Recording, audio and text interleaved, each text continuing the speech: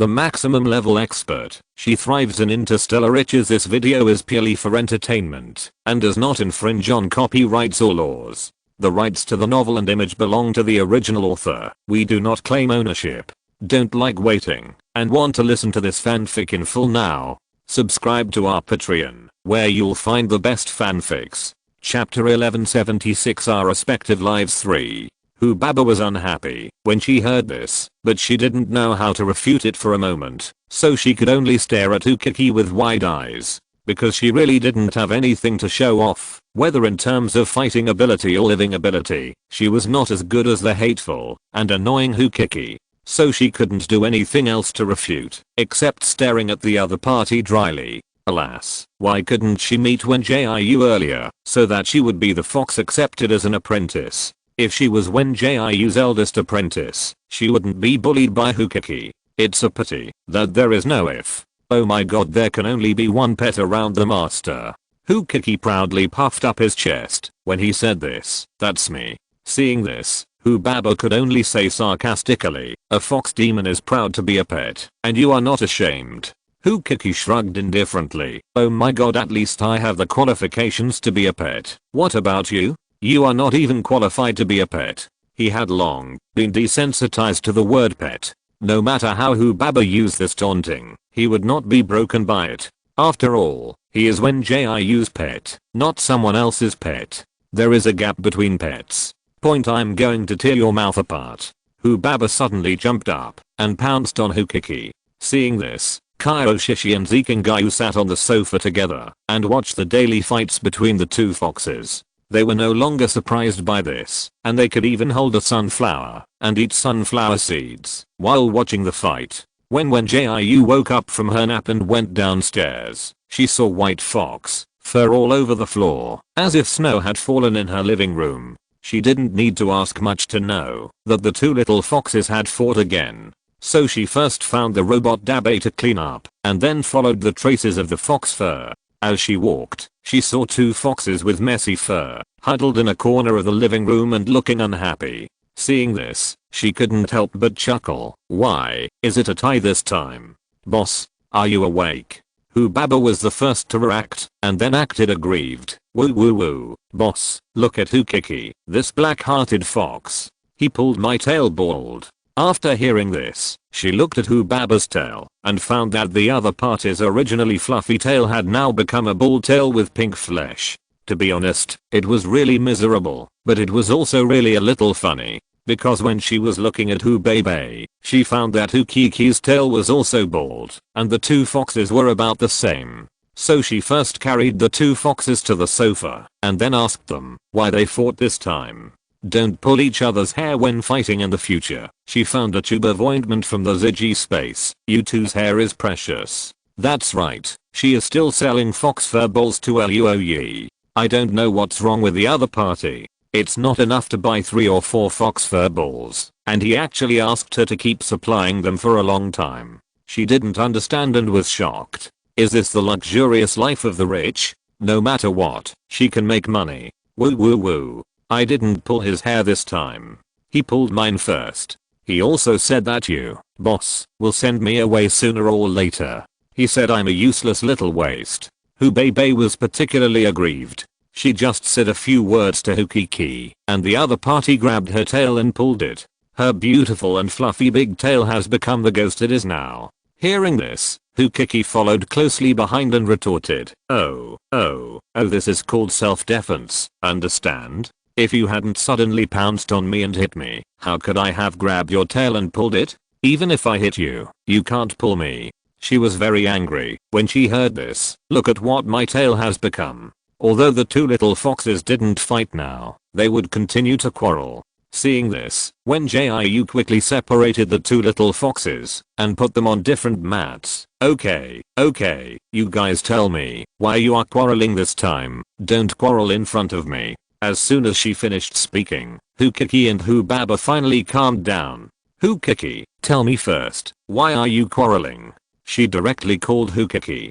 The other party had to answer quietly. Who Baba said that she wanted to be a member of Teo IAO's management, and I didn't think she had the ability to be a member of the management. And then I just said a few words to her. After hearing this, she looked at Hu Baba again. Go on, why are you arguing and fighting? It's all because Kiki mocked me. Hu Baba looked like he was about to cry. He said that you, the boss, will abandon me sooner or later, and that I can't compare to him in any way. Hearing this, she couldn't help but pinch her eyebrows speechlessly. She knew that there was nothing to delve into about the reason why the two little foxes quarreled.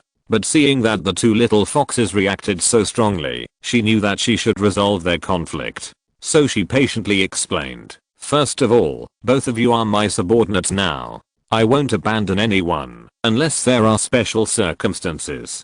Secondly, although you are not as good as Kiki in some aspects, you are still better than him in some aspects. Of course, even if I encounter special circumstances, I will not abandon you casually. But you also have to understand my difficulties. If I encounter special circumstances in the future, and can only keep one of you, you should not have conflicts because of this. Although when Jiu wanted to say that she would not abandon the two little foxes, she thought that she would go to military school in the future. She had searched the regulations of RIA Military Academy on the Star Network before, which showed that only one non-large and non-dangerous animal could be kept. In other words, when the time comes, she can only choose one of Kiki and Hu Baba to take away. After the words fell, Fox Baba, who was the best at reading people's expressions, immediately said, "Boss, you're right. I'm definitely not petty, but I don't know if this fox will. I won't be petty either." Fox Kiki howled angrily. Master always has her reasons for doing anything.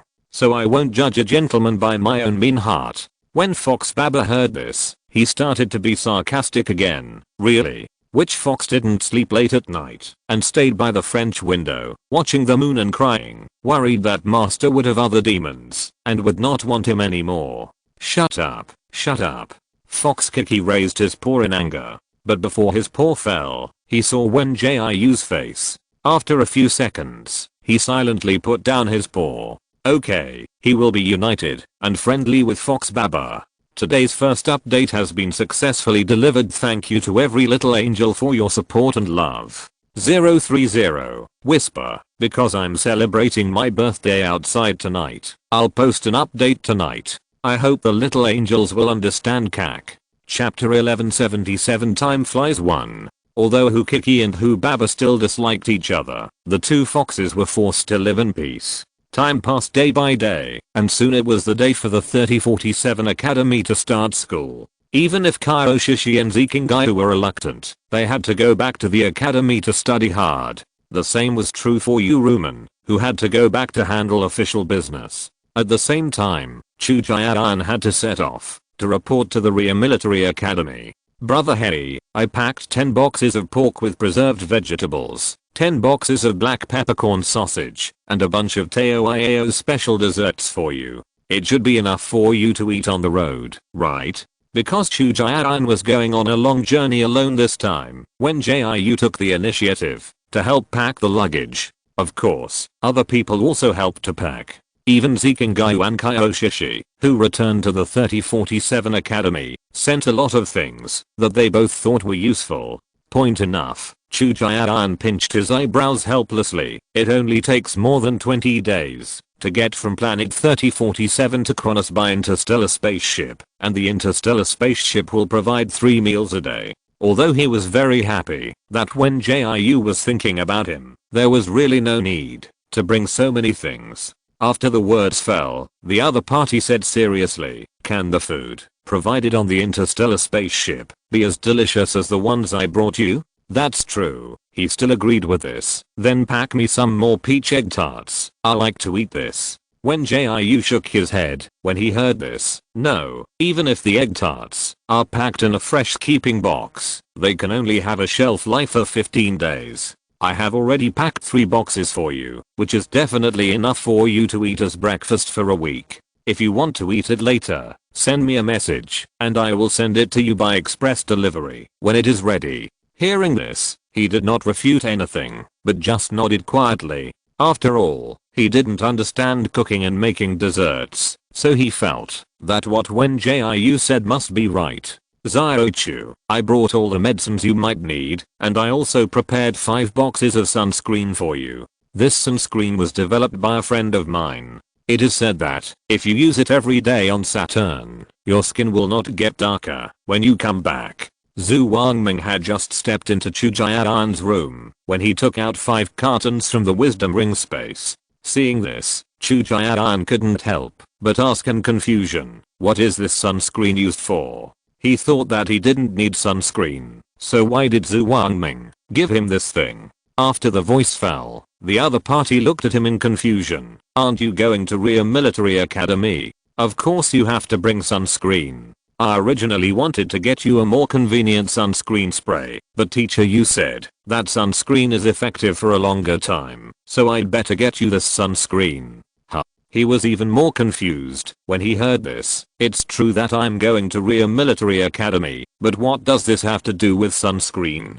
Zhu Wangming understood after hearing this and instantly showed a knowing smile. You kid didn't do your homework in advance before going to school on an alien planet. Ria Military Academy is divided into 2 campuses, one in Guangming City and the other in Yangai City. Guangming City has long days and short nights and strong sunshine, and Yangai City has short days and long nights and little sunshine. So you need to prepare sunscreen when you go to the former, and you need to prepare antidepressants when you go to the latter.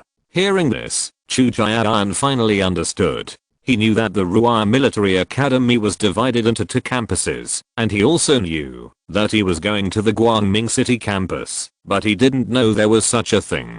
So he didn't ask any more questions, but just packed his things honestly. After all, sunscreen can not only prevent people from getting tanned, but also prevent people from getting sunburned. I heard that the seafood in Guangming City is particularly delicious. You can take some time to taste it. Coconut milk and yoyo fruit soup are also special foods in Guangming City. You must try them and give us a review after you go there. While counting whether all kinds of medicines were ready, Zhu Wangming talked about the information about Guangming City that he had inquired from his colleagues. Of course, he didn't ask anything else, mainly asking about the customs and special foods of Guangming City. After all, Chu Jiadan was going to school this time, so he naturally had to relax. After he finished speaking, he saw the other party nodded and said, okay, how about I do a live broadcast of you eating later? It's a good idea, but it's not necessary. When Jiu chuckled beside him, you can just send a message when the time comes, and you should go to school well on weekdays. Chu Jiadan was the first one to go to the alien planet to study. Although she could help them find out the situation first, she still hoped that the other party could live happily and easily without so much pressure and burden. Hearing this, Zhu Wangming immediately changed the subject. Right. Studies are still more important, and there is no need for live broadcasts. Don't we have a small group?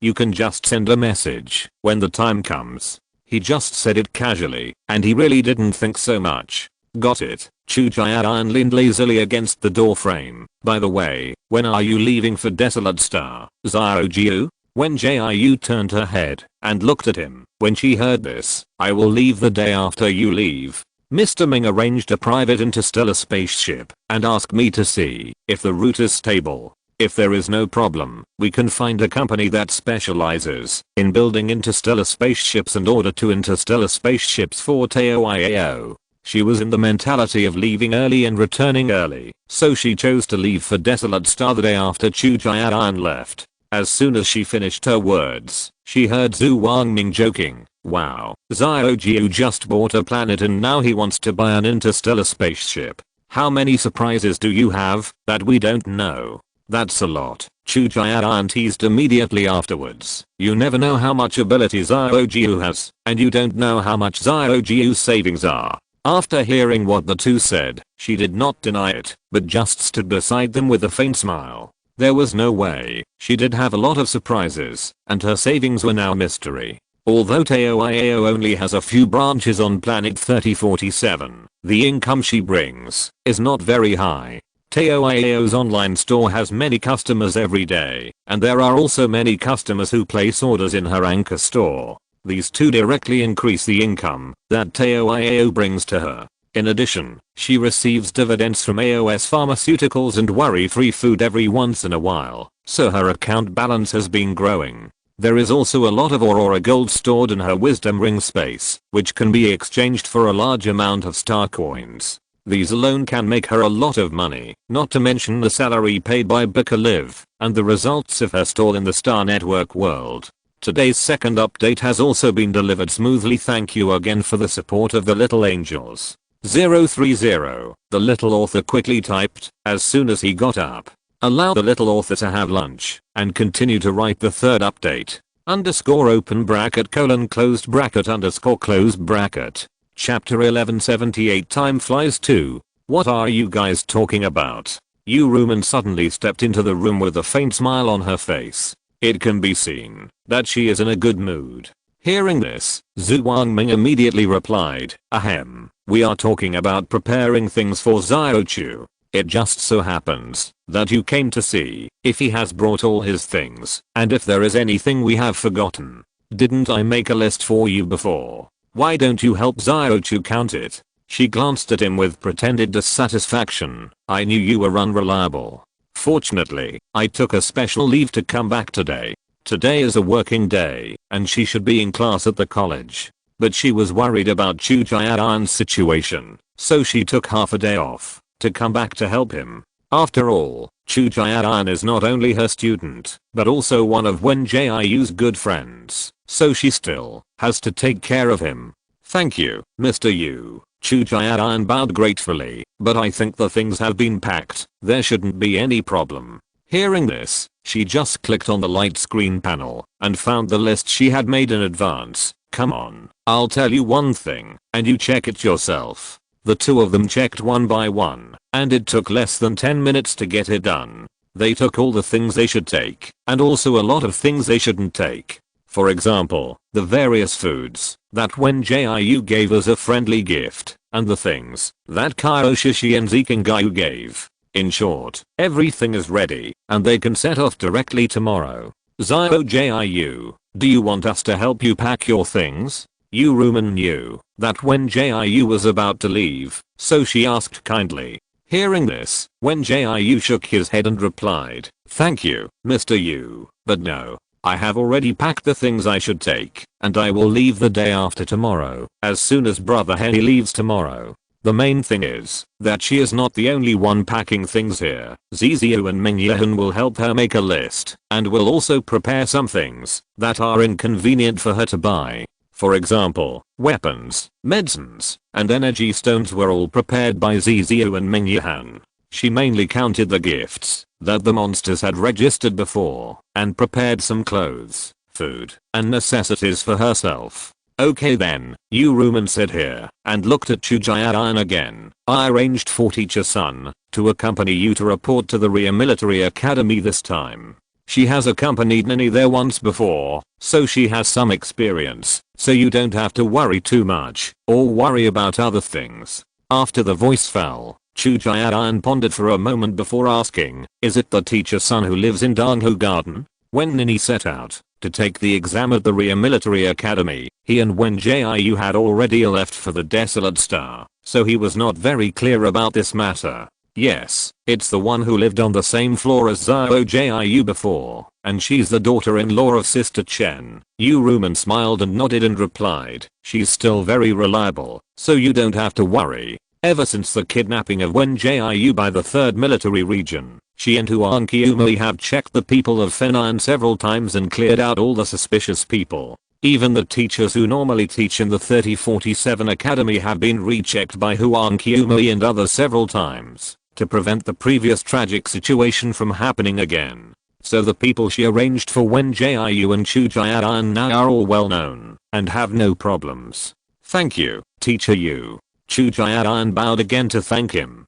because he had to rush back to Donghu District to have dinner with Lao Chu to say goodbye. He once again confirmed that he had brought everything he wanted to bring, and then hurriedly got on the special car and left. Zhu Wangming and Yu Ruman also had things to do, so they left after chatting for a while. In the huge villa, only Wen Jiu and the two robots were left. "Mr. Butler, please clean up the house with Dabe. I need to go out for a while." After saying that, Wen Jiu put on a thick grey-green winter coat and went out. Although she didn't have to go to class and train like Zikingai and Kaioshishi, she couldn't be an idle person. She still had to check the Teoiao stores and then take a walk around the shelter. Now it has been several days since Teoiao reopened. New and old customers have been coming in an endless stream, and they all praise the new style and newly listed desserts. So when she came to Teoiao in Donghu shopping mall, she saw countless people queuing up.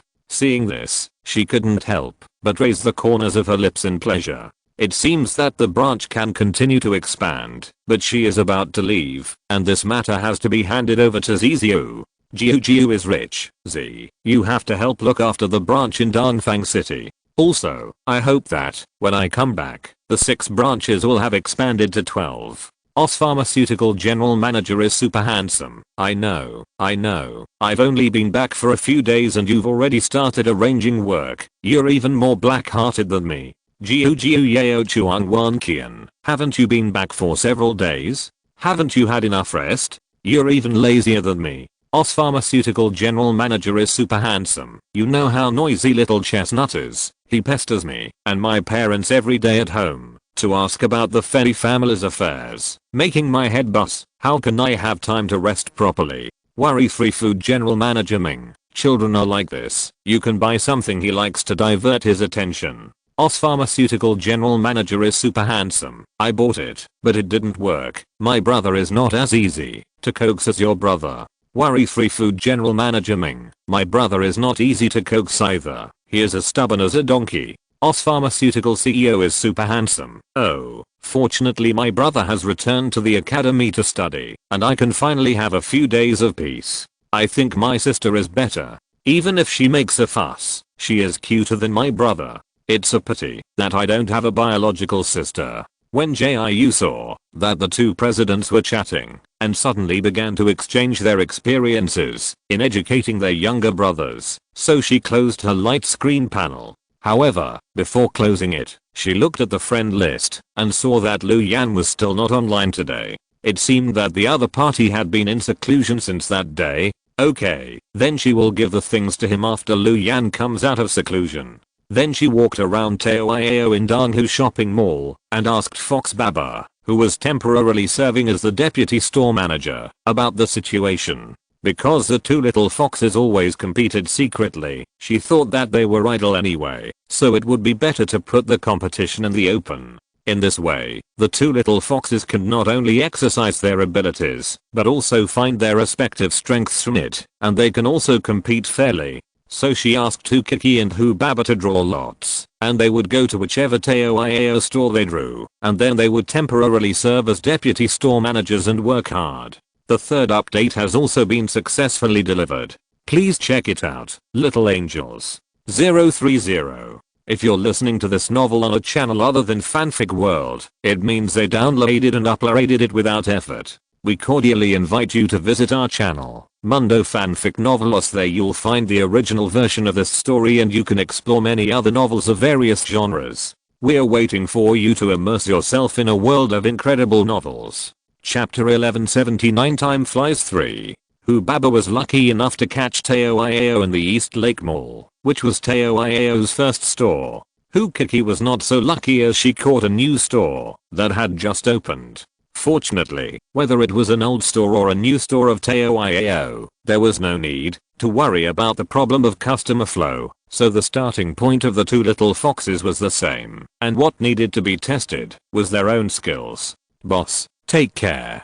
Hu Baba enthusiastically accompanied Wen Jiu to the exit of the East Lake Mall. Boss, please be safe on the road. I will continue to work hard. Upon hearing this, Wen Jiu just waved his hand to say goodbye and then went to other branches for inspection. Although the branches were in different areas, the customer flow was equally high. She took a walk and found nothing wrong, so she went to visit Grandma Zhao at the shelter center. On the one hand, Grandma Zhao was old and she had to care about her health. On the other hand, she had to check the surveillance to make sure the monsters were safe in the dormitory building. Now there are no demons with bad ideas, so she has to protect their safety and avoid being discovered by some humans and causing trouble. Jiu, why are you here today? Don't you have to go to the academy? When Granny Zhao saw Wen Jiu appear, she put on a happy smile. But after the joy, she remembered that today should be a school day. Why is he still wandering outside? Hearing this, Wen Jiu only said that he had asked for leave for something and did not say that he did not need to go back to the academy for classes. So that's the case. She nodded suddenly. Then you still have to study hard in the academy and strive to get into a good military academy in the future. Wen Jiu smiled and agreed when he heard this and did not say that he had already applied for the military academy. After all, her affairs were too complicated and she didn't want Granny Zhao to worry about it at her age. So she planned to wait until the academy competition was over before telling Granny Zhao that she was admitted in advance. At that time, she could use the name of winning the college competition as an excuse so that she wouldn't have to worry about Grandma Zhao asking too many questions and thinking too much. Your friends are all very well behaved and no one will run around outside, let alone come here to make trouble. It's just that they don't seem to like to interact with us and they always stay in the dormitory building and don't know what they are doing. When Grandma Zhao learned that she wanted to watch the surveillance, she started to nag again. Seeing this, she just listened to the other person patiently. It was not until Wang Nan came in to adjust the surveillance that Grandma Zhao stopped nagging temporarily. Zhao Wen, you can rest assured, Wang Nan said while adjusting the surveillance. I arrange people to patrol outside your friend's dormitory building every day, and there is absolutely no outsider who can find a chance to sneak in. Hearing this, Wen Jiu smiled and nodded, and then looked at the surveillance carefully. Fortunately, everything was as Wang Nan and Grandma Zhao said. Except for going to and from get off work every day, the demon stayed in the dormitory building and never came out. And no outsiders approached the dormitory building, let alone sneaked in. In that case, she was relieved. So she said goodbye to Grandma Zhao and Wang Nan, and then went to the supermarket to buy some fresh ingredients. She didn't return to the villa in Zishan district until the evening. Chu Jian will leave for the Ruai Military Academy tomorrow. They should have a meal together tonight. However, Ziqinggai and Kaioshishi are both in the 3047 Academy, and Zhu Wangming and Yu Rumen happen to have something to do tonight. Therefore, Chu Jian returned to the East Lake Scenic Area to accompany Old Chu. In this huge villa, there were only Wen Jiu and 2 little foxes, as well as 4 robots who didn't need to eat at all. Miss Tao, please help me peel these potatoes. Wen Jiu thought that only he and the 2 little foxes were eating, so he planned to make 3 or 4 simple dishes to make a meal. It's not good to eat too much at night, so let's stir fry some hot and sour potato shreds first. Hearing this, Miss Tao immediately came over to help peel the potatoes. By the way, Miss Wen, are you leaving again the day after tomorrow? The other party suddenly said this while peeling potatoes. After hearing this, she nodded and replied, yes, I'll have to trouble you and Xiaotao to take care of the branch. Since Hu Kiki and Hu Baba are both deputy store managers, Miss Tao and Tao Xiaotao, who have been working hard in Taoiao, can naturally take the position of management and increase their salary. However, unlike Hu Kiki and Hu Baba, who are temporary deputy store managers, Miss Tao and Tao Xiaotao are now real deputy store managers, and they are responsible for managing a branch respectively. Although they still have to participate in the work, the treatment is much better than before. In addition to the salary increase, energy stone rewards have also been added. Because Miss Tao and Tao Xiaotao are both bionic robots, the most precious thing for them is energy stones. Don't worry, Miss Wen, Xiaotao and I will work hard. Miss Tao still maintained a gentle smile. It must be said that bionic robots really have the advantages of bionic robots. Although the housekeeper and Abe left by Mr. Mew are also robots, the former is only a household robot with higher computing power, while the latter is a cleaning robot mainly used for cleaning. They can't simulate human emotions, nor can they do too many complicated things. Miss Tao and Tao Xiaotao are completely different. They are like real humans. They can accompany their masters like friends and can quickly execute various complex commands. Xiao, come and help me marinate the fish. I have to go upstairs to get something. As soon as Wen Jiu finished speaking, Tao Xiao ran into the kitchen to help happily. Seeing this, she washed her hands and went upstairs to her room. She suddenly remembered that Chu Jian had to use the spiritual stone bracelet. The other party had no replacement except the one on his wrist, so she had to pack 2 more for Chu Jian in case of emergency. Fortunately, the other party would leave early tomorrow morning, and she could give it to him at that time. After all, Chu Jian was one of her good friends, so she naturally had to send him off. She first found a box in the room to pack the bracelet, and then put it in the wisdom ring space, before going downstairs to the kitchen. Because only 3 or 4 dishes were needed to be cooked tonight, Wen Jiu quickly finished dinner, and sat at the table with the 2 little foxes, while eating and chatting. Although Tao Xiao and Miss Tao did not need to eat, the 2 bionic robots still sat at the table, and chatted with Wen Jiu and the 2 little foxes, until they finished their meal, before returning to their rooms. The housekeeper and Abe left by Mr. Mu can clean up, so after dinner, Wen Jiu and the 2 little foxes also went back to their rooms to rest early. Source today's first update has been successfully delivered. Please check it out, little angels. Chapter 1180 Time flies 4. The next morning, Wen Jiu went to the port to see Chu Jian off, and also handed him the spirit stone bracelet. Although a bracelet made of top grade spirit stone can keep Chu Jian worry free for at least 3 years, it is still necessary to prepare a few more just in case. Because Chu Jian was going to Kronos, where the Ria Military Academy was located, there was a direct route and he could directly buy a ticket for the interstellar spaceship, so he did not need to take the private interstellar spaceship provided by Zizio. I'll go in first, you all go back, there's no need to keep seeing me off. Chu Jian stood at the entrance with his hands in his pockets, his red hair fluttering in the wind, with a sense of laziness that was hard to explain, attracting many passers-by to look back frequently. Hearing this, old Chu just waved his hand, while holding back his tears. I know, take care of yourself, be safe on the road, send a message, if you need anything, you are so old, take care of yourself.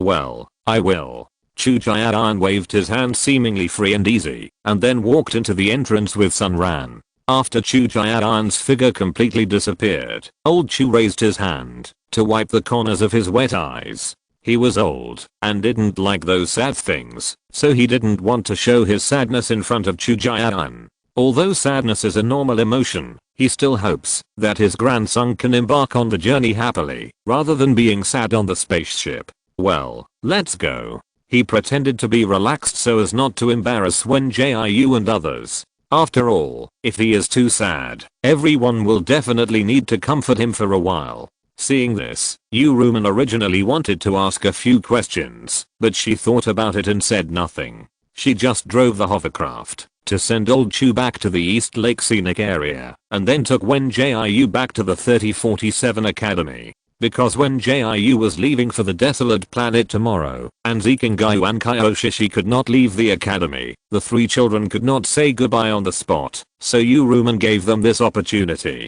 Yu Ruman originally wanted to ask for leave for Zikingayu and Kaioshishi, but the management of the new semester was stricter than before, and it had only been a short time since the start of the school, so after some discussion, it was better not to ask for leave. Jiu, you must pay attention to safety and protect yourself on the road. Remember to send us a message after you arrive at the desolate planet. You must bring all these things with you. You never know when you will need them. As soon as Wen Jiu entered the dormitory, she saw Kaioshishi carrying a large bag of medicine. Hearing this, she had no choice but to nod and agree. Although she had already prepared the medicine she needed, this was Kaioshishi's intention after all, and she couldn't refuse her. And these are prepared by Xiao Bangli for you. Kaioshishi took out a large cardboard box from the Ziji space. Xiao Bangli is still taking the pharmacy class now, and it is not convenient for him to enter the girls' dormitory, so he asked me to give the things to you first, and he will tell you something else later.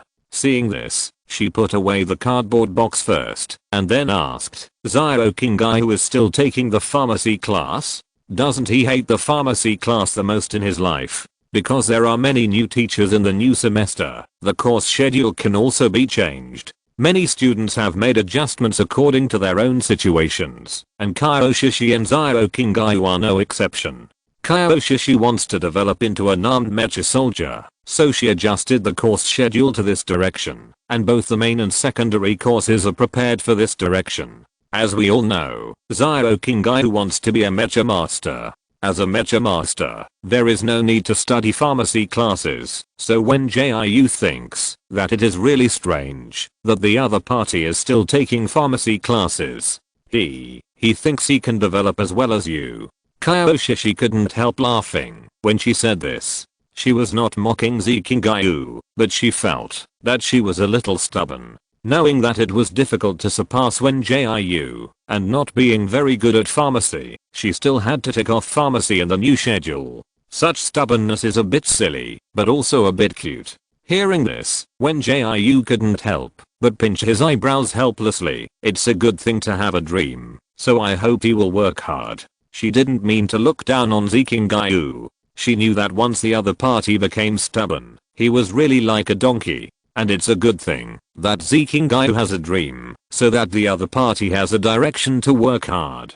Jiu has only made a decision, because it was still a while before Zikingayu finished class. Kyoshi pulled Wen Jiu to chat. Although Wen Jiu was no longer in class at the college, Ruman still helped her reserve a dormitory place. In other words, there were only Kyoshi and Wen Jiu in the dormitory, and there was no need to worry about being disturbed by other people. She's still struggling. Wen Jiu sighed when he heard this. She still wants to go to school because she sees that we all have schools to go to, and she's the only one staying at home, and she always feels a little uncomfortable. So she talked to teacher Yu before and said that she wanted to report in the second half of the year. But she's a little regretful these 2 days. She thinks that if she stays at home, she can train with me, and it doesn't seem to be a big deal, even if she doesn't go to school. She did talk to Stephanie a few times, but the other party's ideas kept changing, so she didn't know what to say.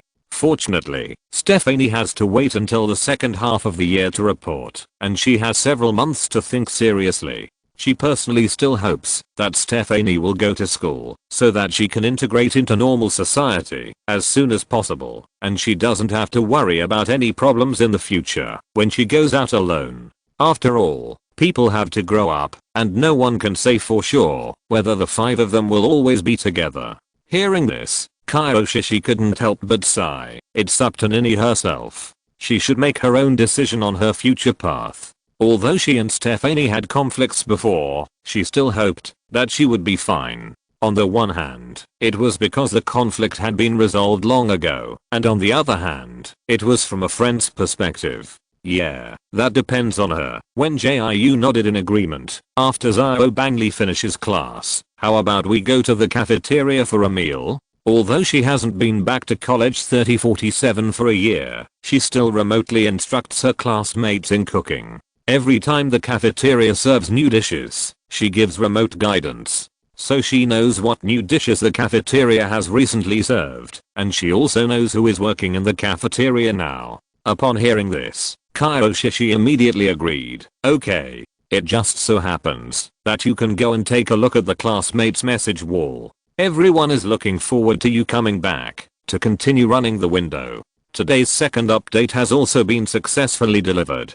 Thank you every lovely little angel 030. Chapter 1181 Time flies 5. Since Kyoshi said so, Wen Jiu had no reason to refuse, and it was she who first suggested going to the cafeteria for dinner. Therefore, after waiting for Zikingayu to return to the dormitory after class, the 3 of them walked briskly to the cafeteria. As soon as they walked to the door of the cafeteria, they saw a sea of people. JIUG. Not many people were willing to come to the cafeteria to eat back then. Zikingayu couldn't help but tease when she saw this scene. If you hadn't saved the cafeteria with your own efforts, the cafeteria wouldn't be as crowded as it is now. Hearing this, she just smiled and shook her head. You can't say that. If most of the students working in the cafeteria were not willing to cooperate with learning, the cafeteria wouldn't be as lively as it is now after I left. She brought vitality to the cafeteria with her own efforts, but the fact that the cafeteria has so many teachers and students coming, like now, cannot be said to be her credit alone. If those students were not willing to actively learn cooking, then the cafeteria would definitely be as bleak as before after she left. Therefore, this can be regarded as the result of everyone's joint efforts. My Jiu still has a big picture view. Kyoshi proudly took Wen Jiu's arm, unlike Zhao Banli, who only knows. When she said this, she deliberately dragged out the tail tone, just to see how anxious Zikingai was. Sure enough, before she dragged it out for a few more seconds, she saw that the other party was so anxious that his face turned red. I didn't mean that. Zikingai stammered and defended. I was praising Arjioji for being so good.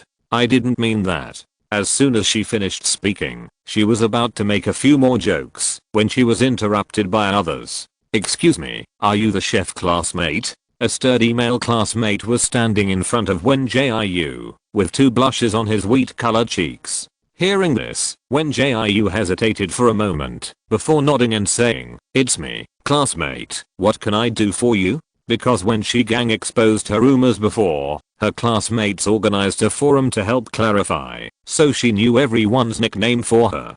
Classmate chef is a little simple, but it's quite easy to remember. And as long as you say it, everyone will know who it is. It's really you. The male classmate in front of her suddenly cheered. Can you sign an autograph for me? Or take a photo with me? When she heard this, she couldn't help but be stunned for a moment. She thought that she was not a big star, so there was nothing good for autographs and photos. However, she saw that the other party had no ill intentions, so she took a notebook from the Ziggy space, signed her name casually, and tore off the paper, and handed it over. Thank you. Thank you, classmate chef. The male classmate took the paper carefully, as if he was treating some rare treasure. Seeing this, she couldn't help but raise the corner of her mouth. But the next second, the corners of her mouth drooped, because she was suddenly surrounded by a large group of classmates, and everyone looked at her with shining eyes, making her feel like a sheep falling into a pack of hungry wolves. So she couldn't help but droop her lips, and turned into a cold face. Then, before she had time to ask what they were doing, she saw the classmates surrounding her cheering. It's Chef. Chef is back at the academy. Chef. I'm your most loyal fan. When you were running the window, I used to line up at your window every day to buy food. Do you still remember me? Don't push. Don't push. Chef, can you give me an autograph? Or take a photo with me? Chef. Chef. Are you going back to the academy for classes? Will you open the window again? I'm always the last one to finish class, so I've only gotten to grab the food you cooked twice. Every night I dream about me getting the food and having so much fun eating it in the cafeteria. Wow. Chef. Please come back to run the window soon. I've lost 15 pounds without the food you cook. My mom thought I was being abused the last time she saw me. I've lost weight too. But I really don't want to lose weight at all. I just want to eat the food chef cooks every day. So chef, are you coming back to run the window again? Although Wen Jiu has grown a lot taller now, she was still suppressed by the crowd. Everyone was shouting left and right, and she felt that her ears were going deaf. It was not that their voices were too loud. In fact, everyone still controlled the volume, but her hearing was very sharp now, and such a noisy situation was a headache for her. So she could only raise her hands and wave a few times. Quiet. Please be quiet first. Fortunately, the classmates were still very reasonable, and they didn't go crazy and make noise all the time. After hearing what she said, everyone shut up and became good babies. Seeing this, she breathed a sigh of relief. First of all, thank you all for your warm welcome to me. It's just a little too warm. I really can't stand it. As soon as she finished speaking, the classmates lowered their heads in unison, looking guilty as if they had done something wrong. After seeing this scene, she couldn't say anything to blame, so she continued to speak calmly. Secondly, there are special circumstances at home, and I can't come back to school, so it's unlikely to reopen the window. This reason was thought of by Yu Ruman in advance, and it was also the official reason given by the 3047 Academy. In order to avoid getting into trouble, she didn't object to anything, just thinking that she could use this reason to deal with her classmates. But what she never expected was that she would use this reason so soon. After the words fell, there was only a sigh, and every classmate had a sad look on their faces, and it can be seen that they really wanted to eat the food made by Wen Jiu. Don't be so sad, everyone. Kaioshishi came out to make a round at the right time. If you want to eat the food made by Xiao Wen, you can go to Teo to buy some desserts. And the cafeteria now has these windows that are open. 9 out of 10 are remotely guided by Xiao Wen, which is equivalent to everyone still eating the food made by Xiao Wen. After these words were said, the classmates surrounding Wen Jiu were a little happier. At least they didn't have drooping faces. Seeing this, Kaioshishi quickly added, "Can you please make way for Xiao Wen? She still needs to go to the cafeteria to instruct the business window." Everyone knows that Xiao Wen cannot come back to school due to special circumstances, so she took time out today to come and instruct the business window. After all, everyone present is a classmate, and some are in the same grade as them. It is really difficult to take too tough measures. I can only say some soft words to calm everyone down. Today's third update has also been successfully delivered. Thanks again to the little angels for their support. 030. Chapter 1182 Big Changes 1. With Kaioshishi's words, the classmates naturally stopped surrounding Wen Jiu and took the initiative to make way for him. Seeing this, Kaioshishi quickly pulled Wen Jiu into the cafeteria, and Zikingayu followed closely behind for fear of being left behind. The three of them were afraid of being surrounded by classmates again and being watched as if they were some novel attractions. After entering the cafeteria, most of the classmates were busy queuing up for food, and only a few classmates would glance at them, but they would not disturb them anyway. Seeing this, the three of them were relieved and went to the window to line up. Sister Jiu, the most popular window now is the 17th window. You have to come early every day to line up to grab a meal. Wen Jiu couldn't help but ask curiously when he heard Zikingayu's words, "Then according to the speed we come here, won't we be able to grab a meal?" After the words fell, the other party just smiled mysteriously. "That won't happen. You will know when you wait and see." Since Zikingayu kept it a secret, she would follow her intention. So she didn't ask any more questions, just stood in the line and observed the surroundings. There are indeed more students coming to the cafeteria to eat than before, and the dishes in the cafeteria are richer and more normal than before. It can be said that everything is moving in a good direction, and it seems that her efforts have not been in vain. Although she has not been studying in 3047 college for a long time, she still has a great sense of belonging here. On the one hand, it is because she gets along well with most of the teachers and classmates, and on the other hand, it is because she has made certain contributions to the college. So now that she is back here, she is somewhat emotional. After waiting for about 10 minutes, it was finally the turn of Wen Jiu and the other two to get food. Because Windows 17 is so popular with teachers and students, their signature dishes have long been sold out, and now there are only 2 vegetarian dishes and 2 fried rice options. Wen Jiu was just about to say that he would buy 3 meals first, and then go to other windows to line up to get some meat dishes, when he saw 3 large dinner plates placed at the meal pickup area, filled with different meat and vegetarian dishes, and egg fried rice piled up like a small mountain. "Chef, do you still remember me? I'm Sun Ye.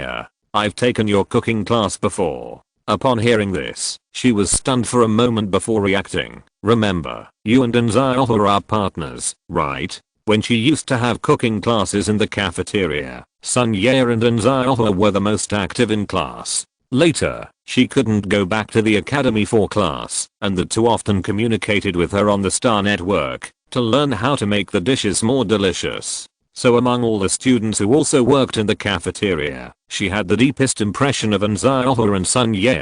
"Ah, you still remember me?" Sun Ye couldn't help but cheer excitedly a few times. "Chef, I hope you can try our current cooking skills. You are welcome to give me and Xiao your opinions at any time." Upon hearing this, Wen Jiu quickly nodded and agreed, then took the meal tray and found a seat to sit down. After she sat down, she remembered that she hadn't swiped her meal card yet. Just when she wanted to go back and swipe her meal card, Zikingayu stopped her. Jug, Shishi and I have already paid for this meal. We ordered a semester package at window number 17 when school started. Semester package? She couldn't help but ask one more question out of curiosity. Does the cafeteria still offer this kind of service now? As soon as she finished speaking, she saw the other party raised her index finger and shook it left and right. No, no, no, this is a treatment that only Shishi and I can enjoy. Other students don't have it.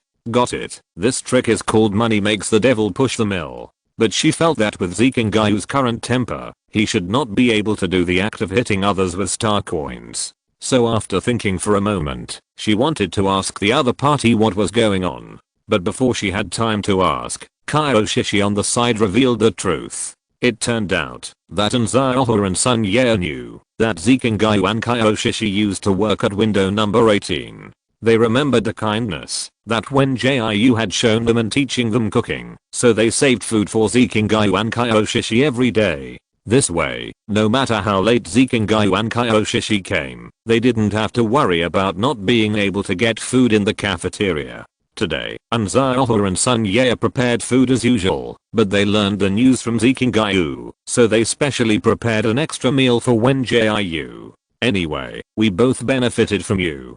Kyo-shishi picked up the chopsticks with a smile. Okay, let's eat first. Hearing this, Wen Jiu also picked up the chopsticks. The plate was filled with ruddy braised pork, caramel-colored honey chicken wings, and braised and shiny chicken legs. The 3 meat dishes took up half of the plate, and she felt full just by looking at them. But feelings are feelings, and the meal still needs to be eaten. She first picked up a piece of braised pork. The shiny surface was glittering, and the aroma of meat was rich. From the appearance alone, the braised pork was still acceptable. The tempting smell of fat stained the tip of the tongue the moment it entered the mouth, followed by a fascinating fragrance like honey. With a light bite, the soft and tender braised pork broke in the mouth, and there was no need to chew it deliberately. If you ask me, only window number 17 has received the true teachings of Jiuji. Zikingayu commented while eating, especially this braised pork, which is 70% similar to Jiuji's. Hearing this, Kyo-shishi couldn't help but nodded in agreement. Yes, after all, Nzaoha and Ye were the most serious in the cooking class before. But I think their braised pork can be improved. Jiu's braised pork will not feel greasy, no matter how much you eat, but this will feel a little greasy after eating 3 or 4 pieces. I'll talk to them later. When Jiu ate another piece of braised pork, they should have put less spices when they cooked, and they didn't stir fry the meat before stewing. Because she often cooks braised pork herself, she can find out the problem just by eating a few pieces. In fact, Nzaoha and Sun Ye are doing very well now. You know, they were dark cooking kings who couldn't even steam rice before. Okay. Kyo-shishi nodded when she heard this. Then Jiu, why don't you teach them a few more dishes? This way, when you leave, Zio Bangli and I won't starve to death. Hearing this, she couldn't help but chuckle. If you want to eat the food I cook, just tell me. How can I not know what you are thinking? How could she not know what Kyo-shishi and Zikingayu were thinking? They just wanted to have another meal she cooked before she left. Today's first update has been successfully delivered. Thank you little angels for your support and love. 030. Chapter 1183 Big Changes 2. After eating and drinking to their heart's content, Wen Jiu found window number 17 along the work corridor. At this time, window number 17 had closed, so Nzaoha and Sun Ye were both free and could listen to her instructions on how to make the braised pork better and let her borrow the kitchen to make a few more dishes. Because Kyo-shishi and Zikingayu had left some food on purpose, after she finished cooking, they scooped up rice with Nzaoha and Sun Ye and started the second round of lunch. Wow, as expected, the chef classmate is a chef classmate. The dishes are as delicious as always. Chef classmate, please come back to manage the window as soon as possible. I really want to eat your dishes more times. Nzaoha and Sun Ye began to cry while eating. and when Jiu didn't know what to say to comfort them, she couldn't say anything else except nodding and agreeing that if there was a chance, she would come back to manage the canteen window. Fortunately, Kyoshi and Zikingayu ate very quickly. After they finished eating, they took her away from the terrible cafeteria on the pretext that they had something to deal with. It seems that everyone misses Jiu very much. Zikingayu dared to speak after walking downstairs of the dormitory. Suddenly I feel that my vision is still quite good. If I hadn't become a dishwasher at window number 18, I'm afraid I would have to cry to Jiu now. Hearing this, Kyoshi couldn't help but joked, I think you didn't want to be a dishwasher at the beginning, and you also wanted to defeat Jiu. Don't think that the two of us don't know anything. I don't want to defeat Jiu either. I just think that knowing her thoroughly will ensure victory in all battles. Zikingayu's face turned red like an apple when he heard this. In order to prevent Kyoshi from revealing his dark history, he could only run back to the dormitory in a flash. He estimated that the time was almost up, so he took the things he had prepared and ran back quickly. Sister Jiu, this is a treasure bag I prepared for you. He handed over a bag embroidered with a dragon pattern. It contains pills that are said to be very useful, and a pair of hands that can be used for self-defense. Ahem, you know. A classmate happened to walk by at this moment, so he couldn't say it so obviously. Although they often practiced the use of weapons in the academy, according to regulations, students of their age cannot take the initiative to purchase any hot weapons. So everyone tacitly hid their hot weapons to avoid being discovered by others and being confiscated and educated by the teacher. Hearing this, when Jiu took the bag handed over by Zikingayu, thank you. In fact, Ziziu had prepared all the weapons and medicines for her. It was just that Zikingayu had such a thought, so she couldn't refuse. Then she chatted with the two friends for a while, until they were about to go to the afternoon class. She waved goodbye and left the 3047 Academy. Because she will leave for the desolate planet tomorrow, she has to confirm the supplies again today, as well as the gifts she will bring back for the monsters. After confirming everything, she can enter the leisure mode and wait for tomorrow's departure. This time, Zizia still found Yao Fenggan's guard team to accompany her. Although there is already a stable route to the desolate planet, no one can guarantee whether they will encounter star pirates again. Therefore, in order to ensure Wen Jiu's safety, Ziziu found Yao Fenggan again. First, Yao Fenggan had cooperated with Wen Jiu before, and the cooperation between the two was relatively smooth. Second, Yao Fenggan's guard team is strong and has successfully driven away star pirates once before. Yu Ruman originally wanted to send Hang Jing'er and Guaning to accompany them again, but the two happened to have something to do recently and could not leave planet 3047, so the matter was dropped. Anyway, with Yao Fenggan's guard team accompanying him, there is no need to worry too much about Wen Jiu's safety. And Meng Yehan's people are already stationed on the desolate planet, and they can also pick up Wen Jiu when the time comes. So this time, only Wen Jiu and Yao Fenggan's team were on the trip. Miss Wen, we meet again. I wonder if you are doing well recently. Wen Jiu had just entered the lounge when she saw Yao Fenggan, who was smiling. Seeing this, she smiled and nodded and said, not bad. How is Captain Yao doing recently? Thanks to Miss Wen's praise, I have a very comfortable life. Yao Fenggan laughed even more happily when she said this. You praised me to Mr. Z after you came back last time, and Mr. Z gave me a big red envelope without saying a word, which made me have a good year. Although he has cooperated with ZZ quite a few times, the other party has not given him a red envelope as a reward. Generally, it is a normal payment, and at most a tip is given. But tips are not given too much, and a few thousand star coins are the limit. So after he escorted Wen Jiu back last time, it was the first time he received a red envelope from Ziziu. The amount in the red envelope was several times the amount of previous tips, which really shocked him. It was also because of this that when he learned that he had to escort Wen Jiu out again this time, he selected a group of top team members to follow. Of course, the group he brought last time was not bad either. Most of them were level 4 psychics, which were more than enough to deal with ordinary star pirates. Hearing this, Wen Jiu just nodded with a look of understanding. She knew that Zizio had rewarded Yao Fengyan, and the other party had come to her to ask for credit. However, she didn't know how many star coins Zizio gave. Seeing that Yao Fengyan was smiling like a chrysanthemum, she estimated that it would take at least 5 digits to have this effect. TSK, Zizio was really generous. It seems that she can find opportunities to cheat more and attract more investment in the future. Miss Wen, the interstellar spaceship sent by Mr. Z has arrived. We can board the ship and prepare to set off now. After hearing this, Wen Jiu walked out of the lounge. The interstellar spaceship used this time was still the same one as last time, so she quickly found the main cabin and entered. Because the stability of the route had to be checked during this voyage, the pilot turned on the automatic driving. After setting the route, she rested in the main cabin for a while, and then went to the cockpit to observe the situation. I have to say that Ming Yehan is quite reliable. During the time on the way to the desolate planet, she would go to the cockpit every day to check the situation. Whether it is the setting of the route or the selection of the supply space station, there are no problems.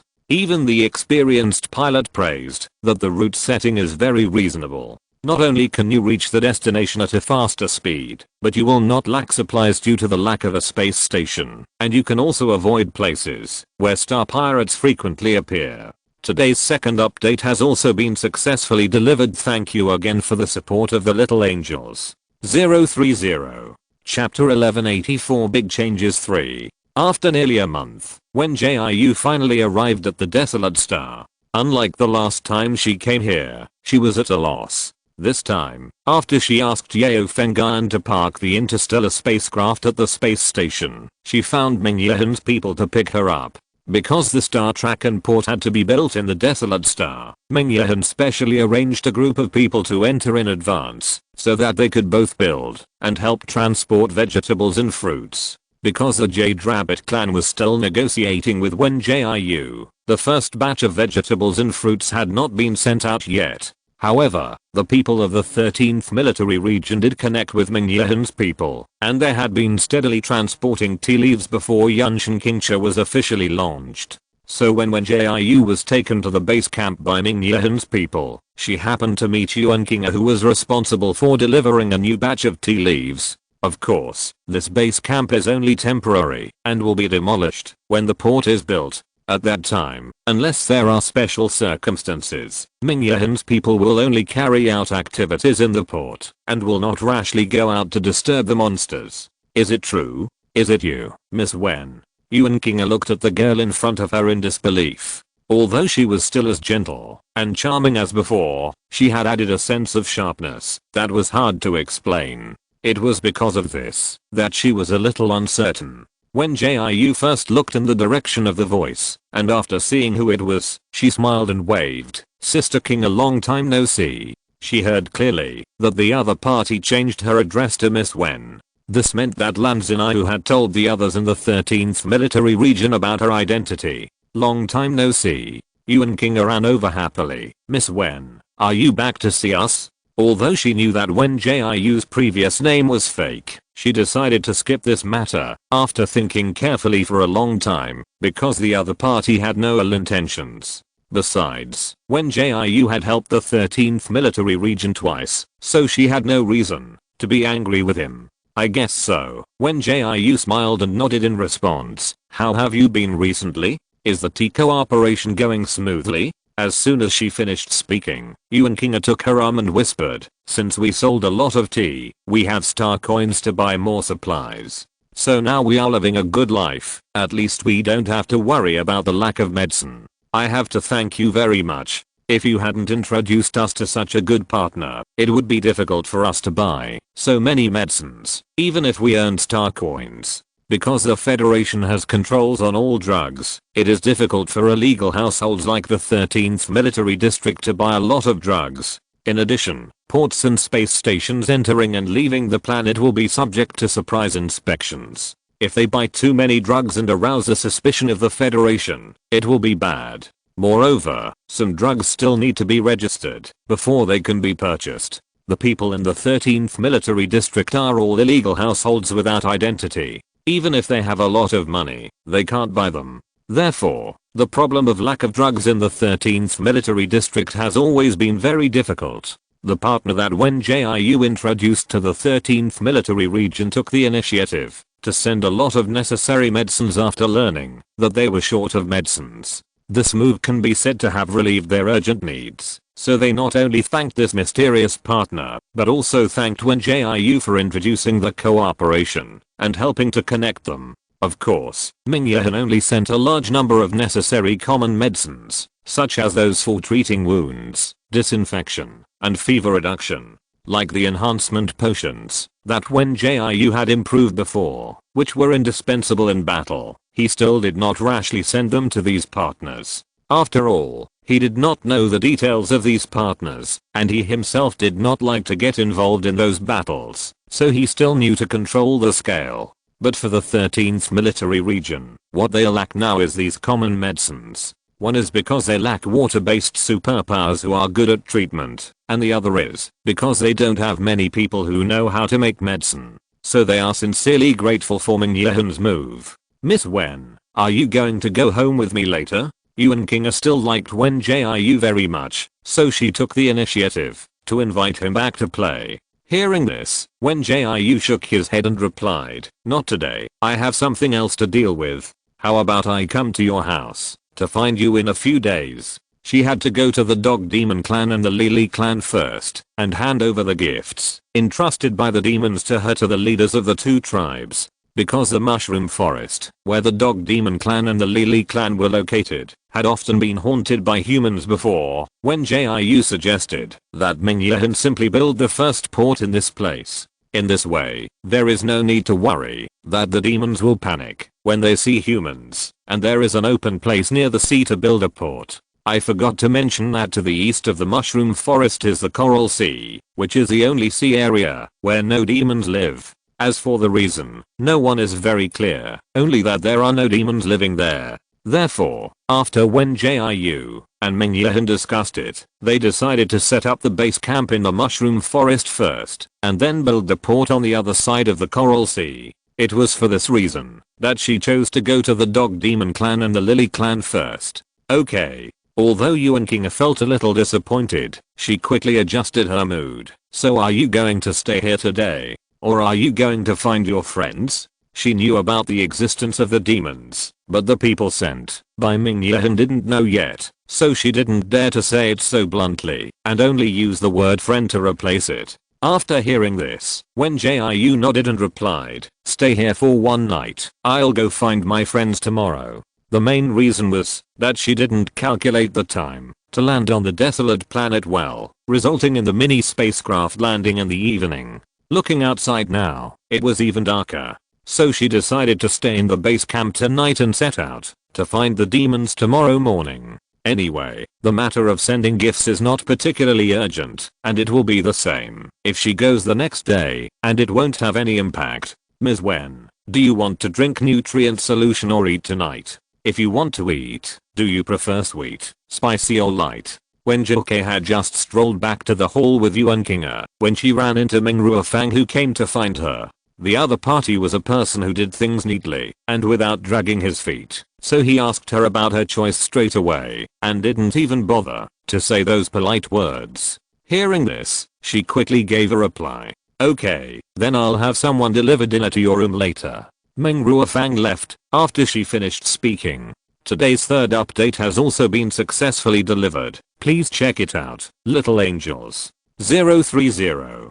Chapter 1185. The little gift is here 1. After that, Wen Jiu chatted with Yuan Kinga for a while before returning to the room that Ming Ruofang had prepared for her. Ming Ruofang is Ming Yahan's aunt and a very ambitious person. That's why she was entrusted by Ming Yahan to come to Desolate Star to supervise the construction of the port and be responsible for the transportation of goods. She had heard Ming Yahan say before that Ming Ruofang was a very talented person, and today she saw that she was indeed extraordinary. With such a lady in charge of the base camp, she can also rest assured about the development of Desolate Star. Because the current base camp is only used temporarily and will be demolished after the port is built, most of the facilities are prepared according to the most basic For example, the room where Wen Jiu is located only has a bed, a set of tables and chairs, and a small bathroom. Although there are only a few pieces of furniture, it is enough for her.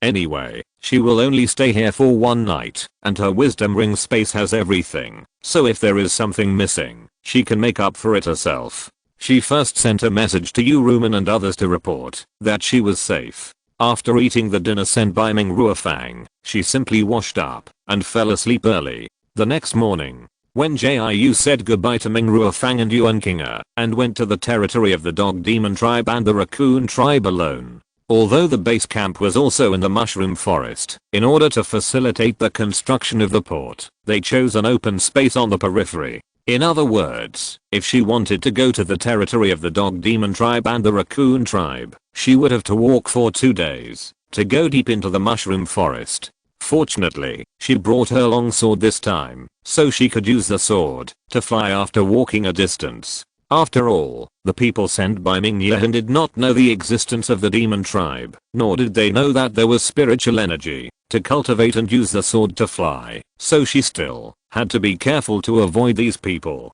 The speed of flying with a sword is naturally much faster than walking. It would take more than 2 days to reach the inner circle of the mushroom forest, but she only took a day and a half to get there. Because the conflict between the Dog Demon tribe and the Lynx tribe had been resolved, when she flew to the territory of the Dog Demon tribe, she saw many dog demons working with the lynx. Seeing this, she drove the long sword slowly down. Oh, I told you that the foundation should be dug deeper, otherwise I will not feel at ease living in the house built. Wang Fifei, are you the lynx, or am I the lynx? Don't you know how to lay the foundation? You should go to the side and cool off. Don't waste my time. Li Kaojin, what do you mean? I can't be a dog demon, can I? I just said a few words. Why are you so angry? Who is angry? I just asked you to stay aside and don't affect our lynx building houses. Forget it. Forget it. I really can't make sense with you, and I'm too lazy to talk nonsense with you. Wen Jiu was still 7 or 8 meters away from the ground when he heard the argument between Wang Fifei and Li Kaojin. She couldn't help but ask loudly, what kind of house are you building? As soon as she finished speaking, she saw Wang Fifei looked up in confusion and then showed a look of great surprise. Wang, Master Wen, you are back. The other party excitedly barked. Why didn't you tell me in advance so I could pick you up in person? Hearing this, she first landed on the ground and put away her long sword and then replied, anyway, I can find a place and you don't have to come to pick me up. What are you two doing now? I just heard that you are laying the foundation and building a house. Is it because the thatched houses of the Dog Demon tribe are not enough to live in? This time, Wang Fifei hadn't spoken yet, and Li Kaojin took the lead to reply to Master Wen. The thatched houses built by the Dog Demon tribe before were not very solid. The strong wind a few days ago blew down several thatched houses, so I brought the Lily to help them these 2 days and built some new and solid houses for them to live in. After all, construction is the specialty of the Lily, and he has no grudge against Wang Fifei now, so he thought that he could help the other party as much as possible. Besides, the territory of the Lily tribe is adjacent to that of the Dog Demon tribe, so they can help each other if there are any troubles in the future. I see. Then you guys go ahead and do your work. I'll wait until you're free and then talk about other things. Wen Jiu thought that she was not in a hurry to come and give gifts, so she wanted to wait until Wang Fifei and Li Kaojin were done. But the 2 demon tribes didn't give her this opportunity and just pulled her forward on the left and right. Because they were already in the territory of the Dog Demon tribe, it didn't take long for them to reach the house where Wang Fifei lived. The original simple thatched house had long been transformed into a new house made of stone that was extremely solid. Actually, I wanted to build them a brick house, but there was a problem with the brick kiln of our Lily tribe recently. We are still working hard on it, so we can only build a few stone houses for their Dog Demon tribe first. Li Kaojin's spirit was much better than before, and he didn't even cough in the middle of talking. It can be seen that the pills given by Wen Jiu are still effective. After saying that, Wang Fifei waved her hand quickly. It's already very good to have this stone house. You know, the houses that our dog demons used to live in were all made of wood and thatch. Although thatched houses can also shelter from wind and rain, once the weather becomes bad, they are easily damaged and must be repaired in time. This is also an important reason why the dog demons always snatched thatch before. Fortunately, the raccoon tribe is willing to help now, and the dog demons don't have to repair the house outside in the rainy days and in the storm. Okay, don't pretend in front of Master Wen. Lee Kaojin couldn't help but smile and glanced at Wang Fifi. The two demon tribes are helping each other now, there's no need to be so polite. Hearing this, Wen Jiu smiled. Thinking back to when she first arrived at the Desolate Star, the dog demon tribe and the raccoon tribe fought to the death. Now that the two demon tribes can turn hostility into friendship, it can be considered a good thing. Here, these are the things your tribe demons asked me to bring back. As she spoke, she began to search in the Ziji space. Because she had classified the gifts entrusted by the demon tribes before she came, she quickly found the things belonging to the dog demon tribe and the raccoon tribe. In addition to the gifts entrusted by the working dog demons and raccoon tribes, there were also many letters they wrote personally to give to the family demons. Therefore, there were 11 boxes to be handed over to the dog demon tribe and the raccoon tribe.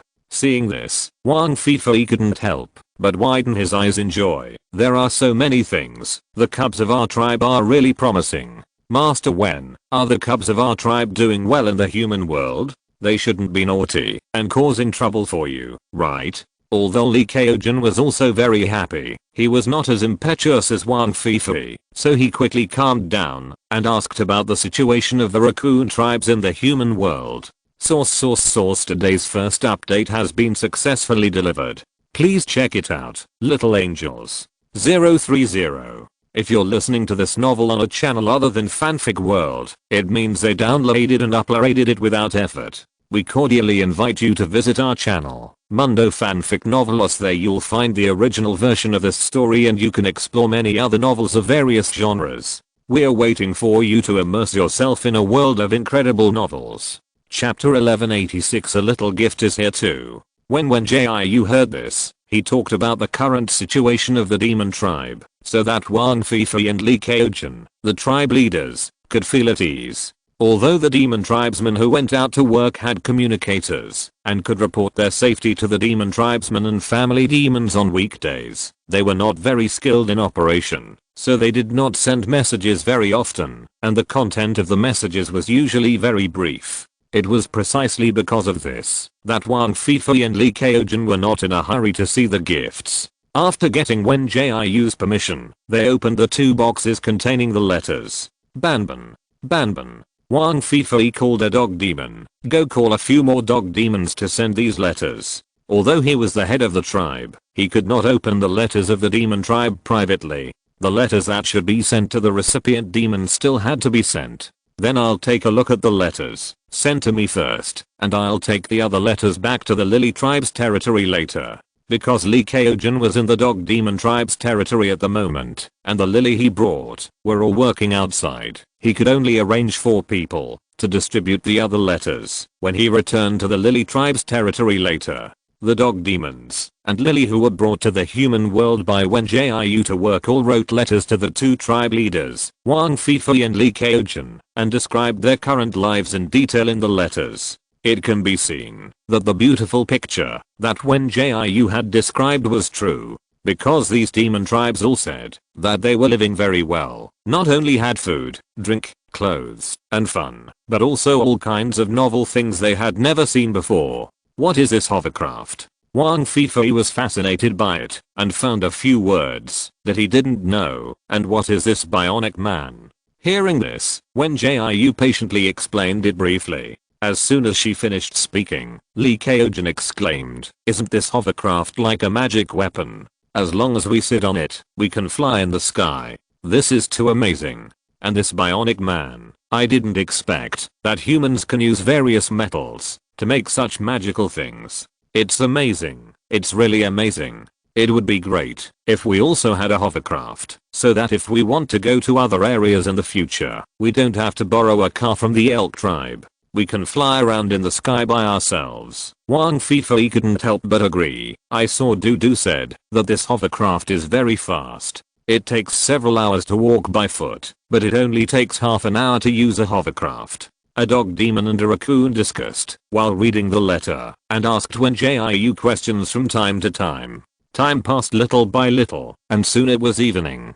Because the dog demon and raccoon were not very good at cooking, Wen Jiu got some ingredients from the dog demon tribe and then went into Wang Feifui's kitchen to cook. It just so happened that Wang Feifui and Li Kaojin were reading the letter seriously, and other dog demons and raccoon dogs would not enter the kitchen to disturb her, so she took this opportunity to start a live broadcast to show her presence. The money fans were still as enthusiastic as ever, and they flocked to her as soon as she started broadcasting. So she could only read the barrage while cooking and chat with the money fans when she had time. However, because she was in the dog demon tribe, she didn't have so many ingredients. So after she finished cooking, she turned off the live broadcast directly. As for the tasting, she would wait until she went to the Jade Rabbit tribe or returned to planet 3047. Oh, it's all my fault that I was so engrossed in reading the letter. Wang Feifui looked at the lemongrass grilled chicken on the table and could only swallow her saliva to apologize. Master Wen, I'm so sorry. I asked you to cook for me. Hearing this, Wen Jiu waved his hand nonchalantly. It's no big deal. It's just cooking. By the way, do you two want to sit down and eat together? Although the dinner she made was relatively simple, it tasted good and the portion was large. It was definitely more than enough for the three of them to eat together. Slurp. Wang Feifui couldn't help swallowing her saliva. No, I guess. I'm so sorry. You came here as a guest, and it's a sin for us to ask you to cook for us. If we just sit back and enjoy the fruits of your labor, it would be even more unforgivable.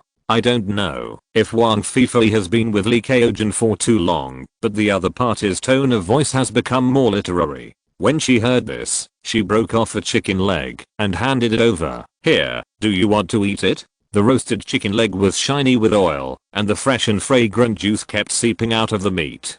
Seeing this, Wang Feifui couldn't help licking his lips. He naturally wanted to eat the chicken leg, but he felt that this was not a good idea. Just when he wanted to refuse again, he saw Wen Jiu suddenly throw the chicken leg out. There is a saying that goes, you say no with your mouth, but your body is very honest. When the chicken leg was thrown into the air, he couldn't help but pounce on it. There was no way. This was the instinct of a dog. The soft and delicious chicken leg was full of juice, and the roasted chicken skin was crispy and tempting. After he landed, he held the chicken leg and started to chew it without even caring about his image as the patriarch. Seeing this, Li Kaojin couldn't help but joked, "You have found yourself again, little dog. You know nothing." He chewed and hit back at the other party with such delicious chicken legs. What's wrong with turning from a dog demon into a dog? He had never eaten such delicious roasted chicken, crispy on the outside and tender on the inside, delicious and juicy and fragrant. Sorry, from today on, he is Wen Jiu's dog. Come, Chiefly, you eat too. Wen Jiu pulled down another chicken leg. There is still a chicken that has been marinated but not roasted.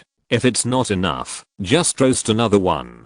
Although the pheasant provided by the dog demon tribe was very large, she still marinated one more just in case. Anyway, even if she didn't eat it, she could give it to other dog demons, so there was no need to worry about it being wasted. Hearing this, Li Kaojin originally wanted to refuse, but he couldn't resist the temptation of roasted chicken, and finally put down the burden of the chief and joined the happy team eating roasted chicken. So one person and two demons feasted on it, and a dog demon came in and brought a pot of good wine and a few plates of side dishes. Come on, pour me another bowl of wine. Hiccup. Wang Feifui, you are already drunk, and I'm pouring you a bowl of wine. Nonsense. I'm not drunk just now. Hiccup. I'm happy today, so I will drink a few more bowls. Then you should ask Master Wen if he agrees first. Why didn't Master Wen show up? Hearing this, the dog demon standing at the door immediately replied, Master Wen has left and said he would rush to the Snow Fox clan overnight. When Wang Feifui and Li Kaojin heard this, the drunkenness on their heads instantly disappeared. Today's second update is also here. Thank you little angels for your support. 030. Chapter 1187 Strange Cheng Ci 1. Wen Jiu mainly wanted to finish her work and go home early, so she left after dinner at the dog demon tribe, enjoying the night while flying towards the snow fox tribe. The moonlight was cold and the sky was full of stars. She slowed down the speed of flying, so it was not cold when the breeze blew, but blew away the sleepiness in her heart. It must be said that the various scenery of the desolate planet is still very pleasing to the eye, and it also has a natural beauty that hits you in the face. After all, this is an undeveloped primitive planet, unlike planet 3047 or other planets, which have more or less traces left by humans. Just as she was admiring the scenery under her feet, she suddenly saw a person standing on the grass below. Perhaps because of the night, the person did not see her, but just kept moving forward. Seeing this, she couldn't help but lower her altitude out of curiosity. You know, it's already late at this time, and the staff of the base camp have all rested. And before she set off, she talked with Ming Ruofang, and learned that the staff would stay in the base camp at night, and would not walk around. As for the people from the 13th military region who were out delivering tea, they would also find a place to camp and rest at night. They would not act at night to save time. After all, no one could tell whether there would be any ferocious monsters appearing at night. Unless there were special circumstances, they were unwilling to go to war with the monsters. So those who were still strolling outside at this moment would have some problems. Fortunately, the fog was not very thick tonight. After Wen Jiu lowered his altitude, he could see the figure of the man clearly. TSK, isn't this Cheng Xiu? She couldn't help but mutter in a low voice, relying on the fact that she was still some distance from the ground. She had a deep impression of Cheng Xiu. After all, it was the other party who led the team into the territory of the Civet Cat tribe. Cheng Xiu was unwilling to cooperate with her in various ways and opposed her entering the base of the 13th military region. Adding up all these events, she couldn't forget it, even if she wanted to. Cheng Xiu was thinner than before, and his figure was a little thinner than before, and he looked indescribably decadent. Cheng Xiu still didn't notice her presence and was still heading towards the forest not far away. Seeing this, she couldn't help but guess in her heart. Could it be that Cheng Xiu was also here to deliver tea, but just fell behind? But she remembered that Yuan Kinga had mentioned before that there were only 12 people who came to deliver tea this time, and except for the old man Mi who was responsible for preserving the tea, the others were all women. So her guess was directly overturned. In this case, what exactly did Cheng Xiu come for? Wen Jiu lowered his altitude with doubts. In order not to be discovered by Cheng Xiu, she also took out the invisibility talisman that she had kept in the bottom of the box. Although the effect of the invisibility talisman can only last for 2 hours, it should be enough for following Cheng Xiu. So she turned around and followed Cheng Xiu in the sky silently. The first hour was fine. The other party had been moving forward and didn't do anything strange. But not long after, Cheng Xiu suddenly stopped and looked around, as if looking for something. Because the other party was standing at the edge of the forest and seemed to have the idea of entering the forest and moving forward, she quickly landed and put away her long sword, then hid behind a thick tree and watched the situation. In just a few seconds, Cheng Xiu took off the bag on her body and took out a bottle of unknown potion from it. Do you think it will be useful to lock me up? I think these things that are neither human nor demon deserve to die. The other party muttered while twisting the bottle cap. It's just some puppies and kittens. What's there to be afraid of? A group of alarmist cowards. They deserve to stay here for so many years and can't get out. Wen Jiu suddenly felt very grateful for her sharp hearing. If she didn't have such good hearing, she really couldn't hear what Cheng Xiu was saying. Although she put on the invisibility talisman to make others unable to see her, her breathing and breath could not be concealed. Therefore, she couldn't get too close to Cheng Xiu and had to keep a distance. If you don't want to help me get revenge, then I'll get revenge myself. The other party held the bottle of potion as if it were a treasure. I hope that person really didn't lie to me. Seeing this, she immediately understood what Cheng Xiu wanted to do. So she walked over quickly and snatched the bottle of potion. And while Cheng Xiu hadn't reacted yet, she kicked him so hard that he fell on his back. In order to avoid unnecessary trouble, She ran away. After doing all this, leaving Cheng Xiaoyu, who was covered in mud, alone and looking at the scene in front of him blankly. The moonlight was still bright and clear, making all the filth invisible. Wen Jiu summoned the long sword as soon as he came out of the forest, and then flew towards the Snow Fox tribe. She estimated that she had flown a distance before she began to look at the bottle of potion in her hand. It can only be said that villains often die because of talking too much. If Cheng Xiaoyu hadn't said a lot of things and directly scattered this strange potion around, she might not have found a chance to grab the potion and kick people. TSK, it seems that if you want to be a powerful villain, you must first do more and talk less. What is this? She shook the potion gently. I saw 2 bubbles gurgling out of the pure purple liquid inside, as if it was a magic potion that the witch had just brewed. To be on the safe side, she still found a bottle cap from the wisdom ring space and covered the potion tightly. After all, she could be sure that this bottle of potion was definitely not a good thing after hearing what Cheng Xiaoyu muttered just now. If she ran into a flying demon while flying, wouldn't it be embarrassing if the potion fell down? So she covered the potion again and put it directly into the wisdom ring space, thinking that she would find an opportunity to study it slowly. After she arrived at the Snow Fox tribe, the snow condensed land, where the Snow Fox tribe is located, is still some distance away from the mushroom forest. Therefore, it took her more than 10 days to reach the edge of the snowy land. Looking at the vast expanse of white, she felt an inexplicable sense of familiarity. This sense of familiarity was not caused by her having been here before, but she had already felt it when she came here last time. Strangely enough, she seemed to have been to a snowy place once before coming to the territory of the Snow Fox clan. At that time, she went to the Dianai forest for wilderness survival training, but the ice and snow there did not make her feel familiar. TSK, maybe she had dreamed of snow at some point. Today's third update has also been successfully delivered. Thanks again to the little angels for their support. 030. Chapter 1188 Strange Cheng Xiaoyu 2.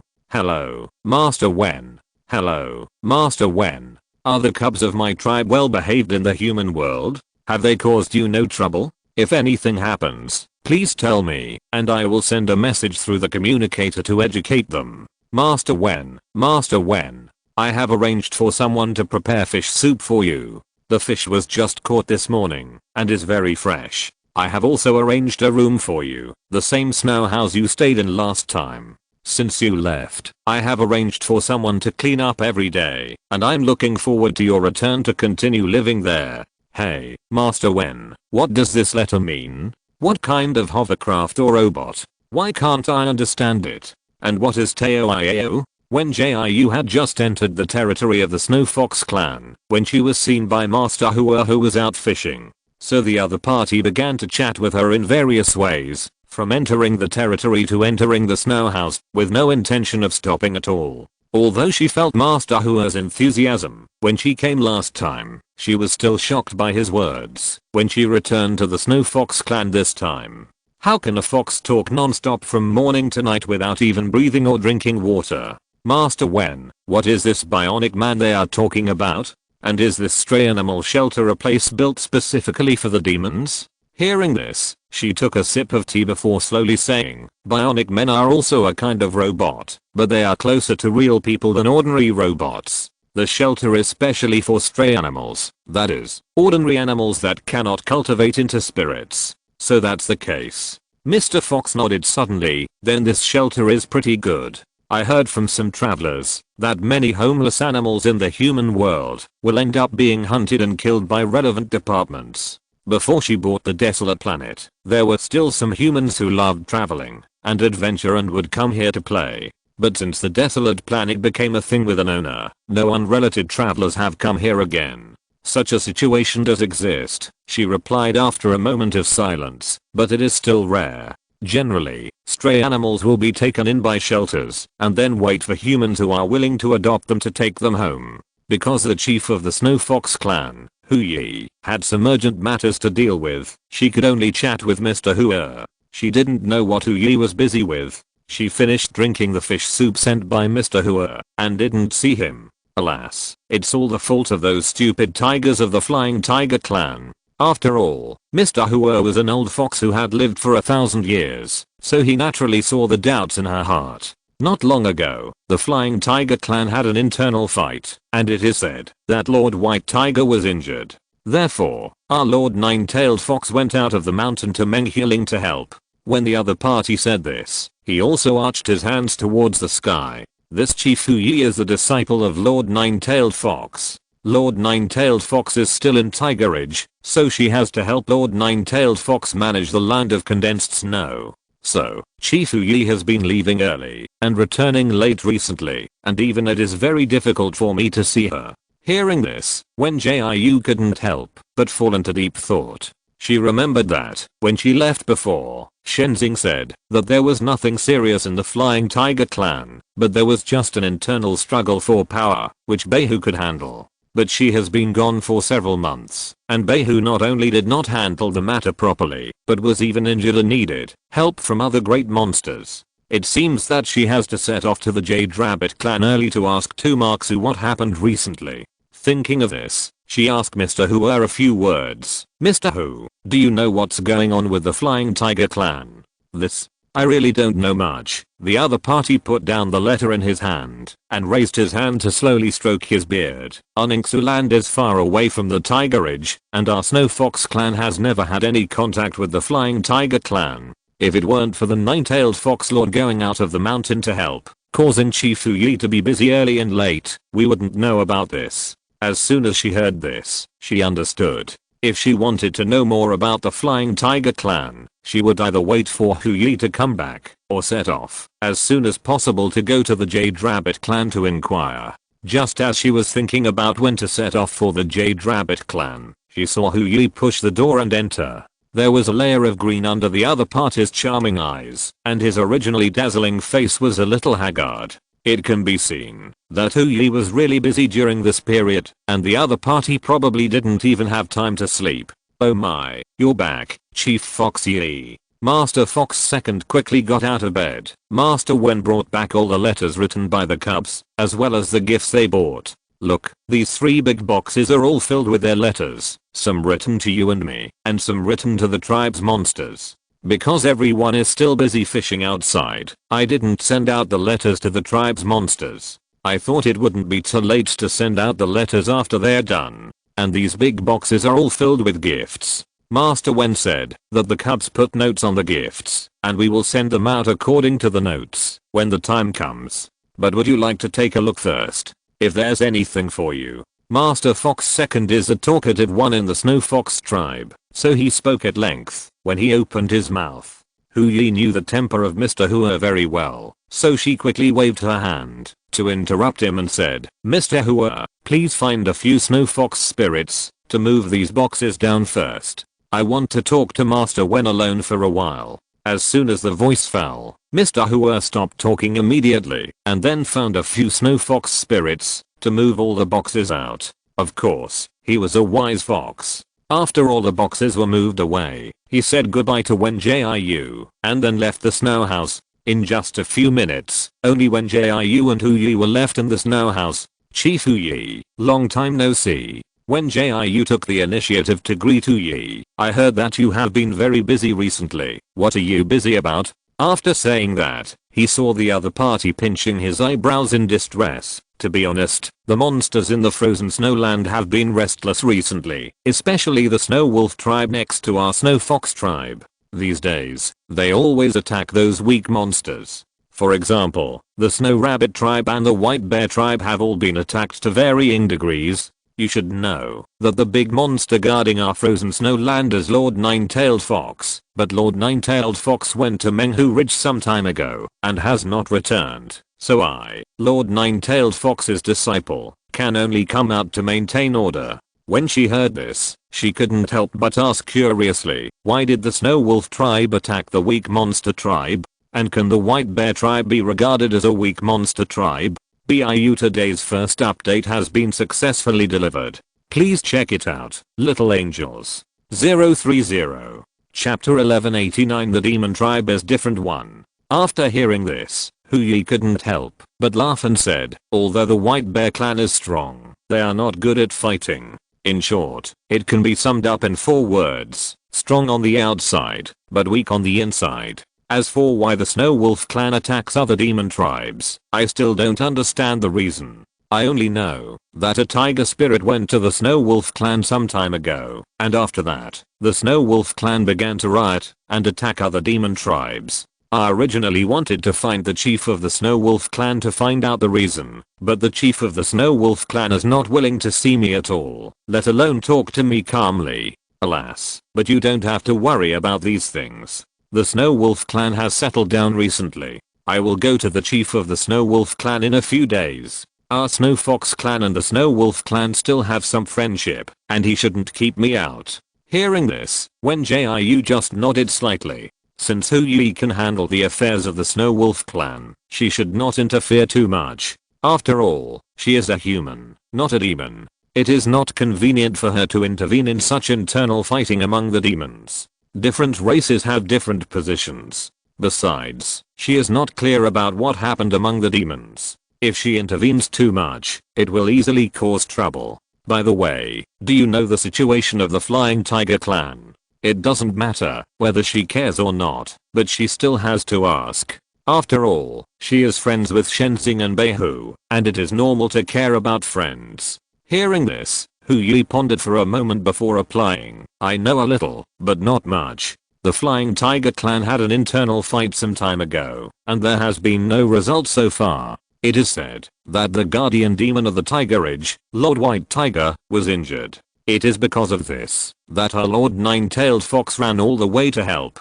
She got angry when she mentioned the Flying Tiger clan. If it weren't for these tiger spirits causing trouble and accidentally injuring Lord White Tiger, Lord Nine-Tailed Fox would not have to leave the Ningxu land, and she would not have been forced to be so busy. Then do you know how Beihu got injured? Wen Jiu couldn't help but frowned after hearing this. I don't know what happened to the Flying Tiger clan, that even the powerful Beihu got injured. When she heard this, she nodded and replied, I know. Lord Beihu was injured to protect the cub of the former chief of the Flying Tiger clan. After the voice fell, Wen Jiu's face became more solemn, and she seemed to be very worried about Beihu. Seeing this, she hesitated for a moment before adding, don't worry, Lord Beihu has been taken to Dixio Valley by Lord Shen to heal his injuries. Now he should be fine, but he still needs to rest well. Point, that's good. Wen Jiu was relieved after hearing this. In this case, she should set off for Dixio Valley as soon as possible. Although she didn't want to interfere in the affairs of the monster clan, Shenzing and Beihu were both her friends, and they were allies she had finally won over. She couldn't just watch the two monsters get injured and die. So after chatting with Hu Yi for a while, she took out her long sword and hurriedly left the Snow Fox clan. Anyway, she had already told Master Hua about the situation of Hukaki and other Snow Fox spirits. She believed that Master Hua, who was a chatterbox with endless words, would definitely tell Hu Yi all the situations. She also handed over all the things that the Snow Fox spirits entrusted her to bring back to Master Hua. So her hurried departure now would not have any impact. Chief Hu Yi, why did Master Wen leave? Did I not receive her properly just now? She shouldn't be angry with our Snow Fox clan, right? Don't let those cubs who are still in the human world be implicated. By the way, Chief Hu Yi, did you ask Master Wen about Uzios' situation? Oh, I'm really afraid that Uzios will mess up. I should have kept a closer eye on him at the beginning. Chief Hu Yi, Master Wen seems to be. Master Hua had just come out of the warehouse when he saw Wen Jiu flying into the air on his sword. So he hurried back to the snow house to look for Hu Yi and spat out a bunch of words like a machine gun. However, before he finished speaking, he was interrupted by the other party. Don't worry, Master Wen just rushed to the Jade Rabbit clan to deliver something. Master Wen's time to come back this time is relatively tight, so it is inconvenient for him to stay in our Snow Fox clan for a while. So you should sort out the list later and count the second batch of Snow Fox spirits who want to go to the human world on their own initiative. When Master Wen comes back from the Jade Rabbit clan, let them go with Master Wen. Hearing this, he didn't ask any other questions, but turned around and walked towards his snow house. Anyway, Master Wen's affairs will be handled by Hu Yi, and he just needs to do his part. After Master Hu left, Hu Yi walked out of the snow house. She half squinted her eyes and looked at the sky. After finding that there was no trace of Wen Jiu, she turned back to her original form in the blink of an eye and ran towards the white snow. At the same time, in order to arrive at the green grass garden earlier, Wen Jiu specially accelerated the speed of flying on the sword. Fortunately, there were no snowflakes falling at this moment, and the sun was shining warmly at this moment, so she was not particularly cold flying forward against the wind. On the way, she occasionally encountered a few birds with bright feathers. However, these birds were all birds she had never seen before, so she could not tell what kind of demon they were. "Hey, where did you come from, immortal?" She had just carefully avoided a bird when she heard a crisp voice. Looking at the sound, she saw a blue-green bird flapping its wings and walking side by side with her. "I'm not an immortal." She deliberately slowed down a little. "I'm just an ordinary person." After the words fell, the other party flapped its wings and replied, "Are you lying to the bird? How can an ordinary person fly on a sword?" After the blue-green bird finished speaking, it actually rolled its eyes at her. "I'm afraid you will be scared to death if I tell you this. Ordinary people now can fly." She shook her head speechlessly. To be honest, in all her years of life, this was the first time a bird rolled its eyes. TSK, it's true that when a bird grows up, it can see all kinds of forests. What? Ordinary people nowadays can fly? Don't bully me for my lack of knowledge. The blue-green bird flapped its wings and flew forward again. "You'd better tell me the truth. Which mountain did you come from?" "Jiuso Mountain?" Hearing this, she was about to deny again that she was not a fairy when she heard the other party screaming several times in a shrill voice. "The tiger spirit is coming again. The tiger spirit is coming again." As the voice of the blue-green bird fell, the birds that were originally flying slowly nearby suddenly fled in panic, as if they were frightened. In just a few seconds, there were no birds around her. Even the talkative and weird blue-green bat disappeared in the blink of an eye. Today's second update has also been successfully delivered. Thank you little angels for your support. 030. Chapter 1190. The demon tribe is different too. Seeing this, Wen Jiu couldn't help but look at the ground in confusion. Because she was not flying very high at the moment, and there were no snowflakes falling at this moment, she could quickly see what was below. She saw a yellow and white tiger running wildly in front of her. There were several wounds on its body that showed the flesh. Blood was constantly flowing out during the running process, dripping a bloody path in the white snow. It was eye-catching and dazzling. In just a few seconds, a group of ferocious wolves suddenly jumped out of the snow, their silver-white fur gleaming in the sun. They quickly surrounded the tiger with lightning speed, and the leading wolf pounced on the tiger in an instant. In an instant, a wolf and a tiger started to wrestle. Perhaps because the tiger was seriously injured, they decided the winner not long after fighting. The silver-white wolf pressed a claw on the tiger's heart, and its extremely sharp nails dug deep into the opponent's flesh. It seemed that the tiger's heart would be cut out in the next second. Wen Jiu was watching the situation in midair when she suddenly heard the tiger roar with all his might. "Fairy, save me. I'm Hu Dangni from the Flying Tiger clan." In an instant, the wolves below all looked up at the sky, their grey blue eyes full of coldness. Seeing this, she couldn't help but curse in her heart.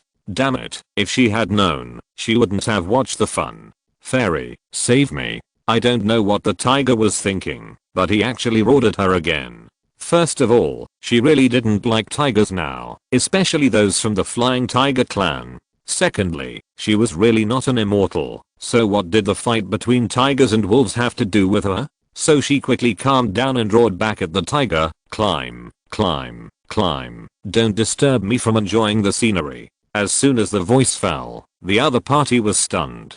It seemed that he didn't understand why she answered like that. She was about to yell a few more times to make the tiger give up when she saw the wolf that was suppressing the tiger suddenly pressed its claws down. Feng Yunan, are you really crazy? I told you I didn't know it was fake. If you really kill me, my tribe will never do that. The tiger died in an instant before he could finish his curse. His yellow eyes quickly became dim and there was no life left. Seeing this, Wen Jiu couldn't help swallowing. It wasn't that she suddenly became greedy when she saw this scene, but it was the first time she saw the operation of taking out a tiger's heart alive. It was very exciting. But before she could take a few more glances, the silver white wolf suddenly transformed into a young man wearing a wolf fur cloak. The other party first threw away the tiger heart that was still dripping with blood, and then looked at her with a cold face. "Are you the helper invited by the Flying Tiger clan?" Seeing this, she raised her distance from the ground and answered, "No, I'm just a passerby. After all, this is a territory of the Demon Clan. Who knows if these elusive wolves will suddenly gather strength and jump to bite her." After the voice fell, the wolf called Feng Yunan did not make a sound, but stared at her half-believingly for a long time. After about 7 or 8 minutes, the other party summoned 2 snow wolves and dragged the tiger's body away. "Which tribe are you from?" If she guessed correctly, these wolves should be from the Snow Wolf clan. After all, there are not many wolves that can survive in the ice and snow, and she has only flown out of the territory of the Snow Fox clan for a short time. Combining the two, these wolves are most likely from the Snow Wolf clan. Hearing this, Feng Yunan still did not answer, but just looked up and glanced at her coldly. The next second, the other party changed back to its original form and flew away with a group of wolves. Seeing this, she had no intention of chasing after it to find out what was going on, so she pretended nothing had happened and continued to fly towards the green grass garden. Everything was silent in the white snow, and everything was so peaceful and beautiful. Only the bright red blood stains that seeped into the snow silently recorded the bloody scene. But not long after, countless snowflakes fell from the sky. The eye-catching and scarlet blood stains were soon covered by the vast snow. Everything returned to tranquility again, as if nothing had happened. Hiss, fortunately I flew fast enough, otherwise I would be buried by the snow. Wen Jiu landed smoothly on the green grass and turned around to see the scene of snowflakes falling. If she hadn't deliberately increased her speed just now, I'm afraid she would have to fly in the heavy snow now. Coincidentally, when she was about to continue flying towards the psychedelic lake on the sword, she saw a pair of rabbit ears standing up in the grass. Seeing this, she asked softly, "Is it the rabbit spirit from the Jade Rabbit clan?" As soon as the words fell, the rabbit ears trembled, and then a voice came out. "Yes, yes." As soon as she heard the voice, she felt it was familiar, so she walked forward and parted the grass. You don't know until you see it, and you will be shocked when you see it. Isn't this one of her familiar rabbits? Toshiro Shiro? Toshiro Shiro, what are you squatting here for? Seeing that Toshiro Shiro didn't dare to look up, she squatted down like him. "I'm Wen Jiu, a good human friend of your Jade Rabbit clan." After saying that, Toshiro Shiro raised his head happily. "Master Wen, why are you here?" "I came to give you a gift." She poked the other's ear curiously. "So what are you squatting here for?"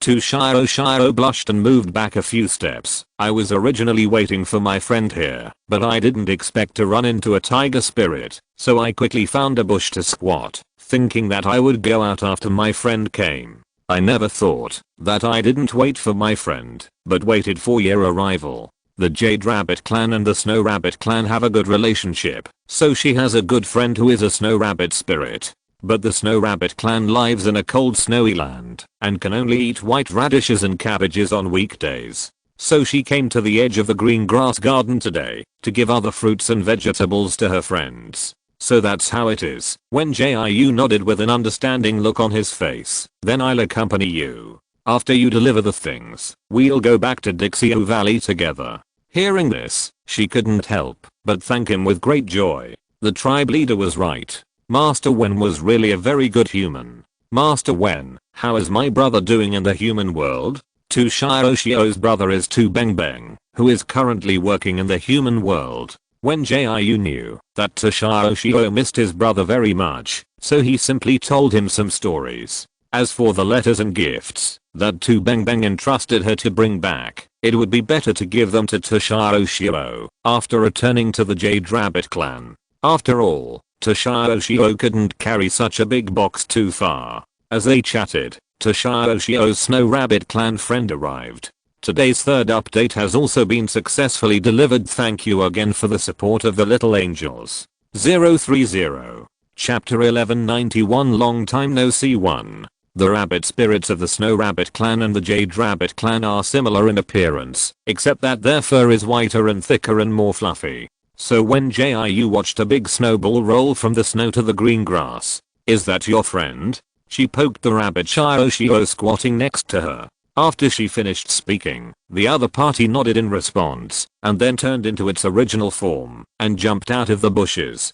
Because the rabbit spirits of the Snow Rabbit clan were also extremely timid, she did not go out with the rabbit Shio, but just squatted in the bushes waiting for the two rabbits to complete the transaction.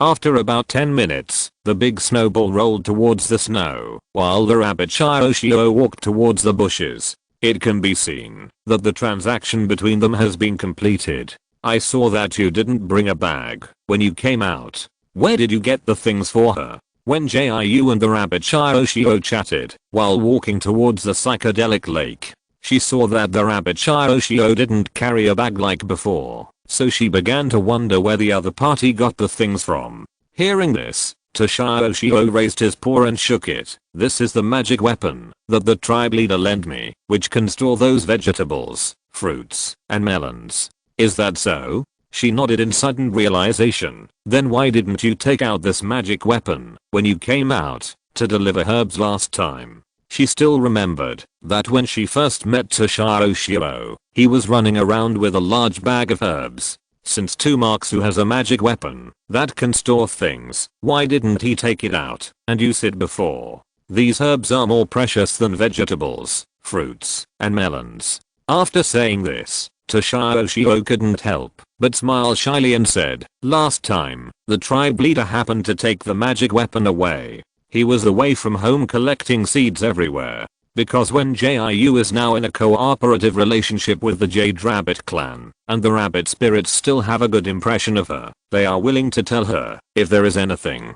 Of course, it is limited to matters that do not involve the secrets of the Jade Rabbit clan." As they were chatting, Shio suddenly changed the subject. "By the way, Master Wen, since you came from the Snow Fox tribe, did you see anything on the way? Anything bad?" Hearing this, Wen Jiu first pondered for a moment, and then asked back, "Why do you suddenly ask this?" Although she saw the wolf demon of the Snow Wolf tribe attacking the tiger spirit of the Flying Tiger tribe on the way here, she didn't like the tiger spirits of the Flying Tiger tribe very much, and she was almost dragged into the water by that stupid tiger, so she didn't really want to talk about this matter. The most important thing is that the Jade Rabbit tribe and the Flying Tiger tribe seem to have some hatred, and Shio was attacked by a tiger spirit last time. Therefore, she didn't know whether she should tell this matter for a while. What if she scared the little rabbit? Alas, this frozen snowland has not been peaceful recently.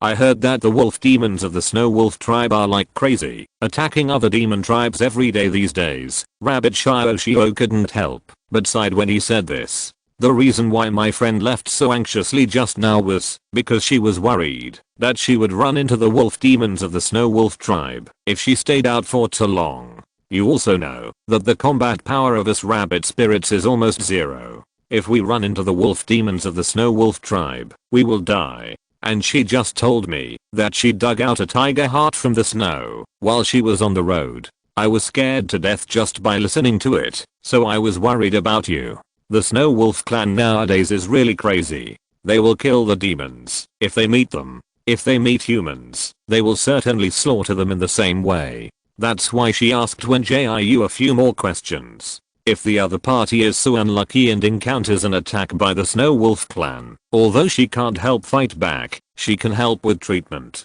Hearing this, Wen Jiu just shook his head blankly. "I only met a few birds on the way here, nothing else. By the way, Shio, do you know what kind of demon the blue-green bird is?" "Blue-green? Isn't that the bluebird?" Rabbit Shio blinked in confusion. When she heard this, she smiled and replied, "Really? But I have seen the bluebird itself. Except for the color, that is similar to the bluebird. The other characteristics of those birds are quite different." As soon as the voice fell, the other party fell into deep thought, completely forgetting that he was talking about the Snow Wolf clan just now. Sure enough, changing the topic is the most effective move. It's not that she deliberately concealed it from Rabbit Shiro, but mainly because the other party was too timid. If she really told what she saw and heard, I'm afraid Rabbit Shiro would die on the spot in the next second. So the man and the rabbit talked about the bird demon and no longer cared about what happened in the frozen snow land. As they chatted, they arrived at the psychedelic lake shrouded in fog. Because when Jiu had the Emperor Xiu tree leaves, she took out the leaves and jumped into the lake with Rabbit Shiro. But in just a few seconds, the scenery in front of them changed.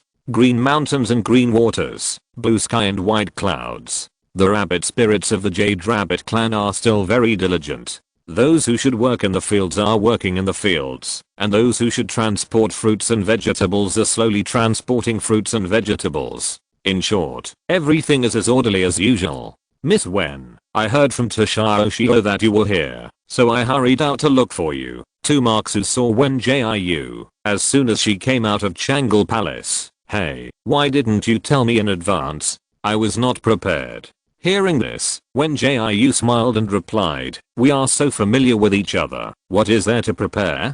Come, take me to the warehouse first, I have a lot of things to give you. Although she wanted to ask about Tumaksu, Beihu and Shenxing's situation, but things have to be done one by one, and nothing can be rushed. So she thought about giving Tumaksu the things that the rabbit spirits asked her to bring back first, and then slowly communicate with the other party about the situation of Beihu and Shenxing. If possible, she would ask about the Snow Wolf clan. How many? Tumaksu led the way while talking. Are those little rabbits doing well in the human world? Did they cause you any trouble? She couldn't help feeling helpless when she heard this, because she had currently visited 4 demon tribes, and the tribe leaders would ask the same question as soon as they saw her. What kind of troublesome existence are those little monsters in the eyes of these tribe leaders? They are all very good, very well behaved and obedient. She concealed her helplessness very well. They asked me to bring back a lot of gifts and letters. Some are for you, and some are for their tribe rabbits. You can arrange for the rabbits to distribute them later. After saying this, Tumaksu heaved a sigh of relief. That's good. I was afraid that they would cause you trouble in the human world. The people you sent out to work are not all little devils, are they? She joked after hearing this. But she had just finished speaking when she saw Tumaksu blushing. Damn, they are really all little devils? Today's first update has been successfully delivered. Please check it out. Little Angels. 030. Chapter 1192 Long time no see 2. Isn't it that I didn't cause you any trouble? Miss Wen, can you listen to my explanation? I didn't mean to hope that they would cause any trouble, nor did I mean to cause you any trouble on purpose. Tumaksu was not very good at lying, so he was quickly seen through by Wen Jiu, which caused the other party to be a little angry. Wen Jiu didn't say a word to him from the time he entered the warehouse to the time he left the warehouse. He had finally waited for the other party to come back, so naturally he had to do everything he could to defend himself. He really didn't mean to trick Wen Jiu, but the first batch of rabbit spirits who volunteered to go to the human world happened to be the most disobedient in the tribe. At first, he thought about finding some good rabbit spirits to replace them, but the good rabbit spirits were very timid and unwilling to go to the extremely strange human world. Even if he was the patriarch of the Jade Rabbit clan, he couldn't force the rabbits of the clan to do things they didn't want to do. This is really a coincidence. He was particularly helpless about this. You also know that our rabbit spirits are timid. Those who are willing to go to the human world to explore are naturally brave and disobedient. Although the timid rabbit spirits are obedient, they are unwilling to go to the human world. Although the bold rabbit spirits are naughty, they all have an adventurous spirit. Alas, he is also helpless. It can only be said that most things in the world cannot have the best of both worlds. Hearing this, Wen Jiu, who was walking in front, turned around and said, okay, don't explain. If you really want to apologize, go and cook me a meal. I'm almost starving all the way here. Her previous depression had long disappeared, and at this moment she was simply too hungry to talk. With her words, Tumaksu was relieved. The other party first arranged for her to go back to the room to have a good rest, and then rushed to the kitchen to cook some simple meals. It must be said that Tumaksu's cooking skills are really good.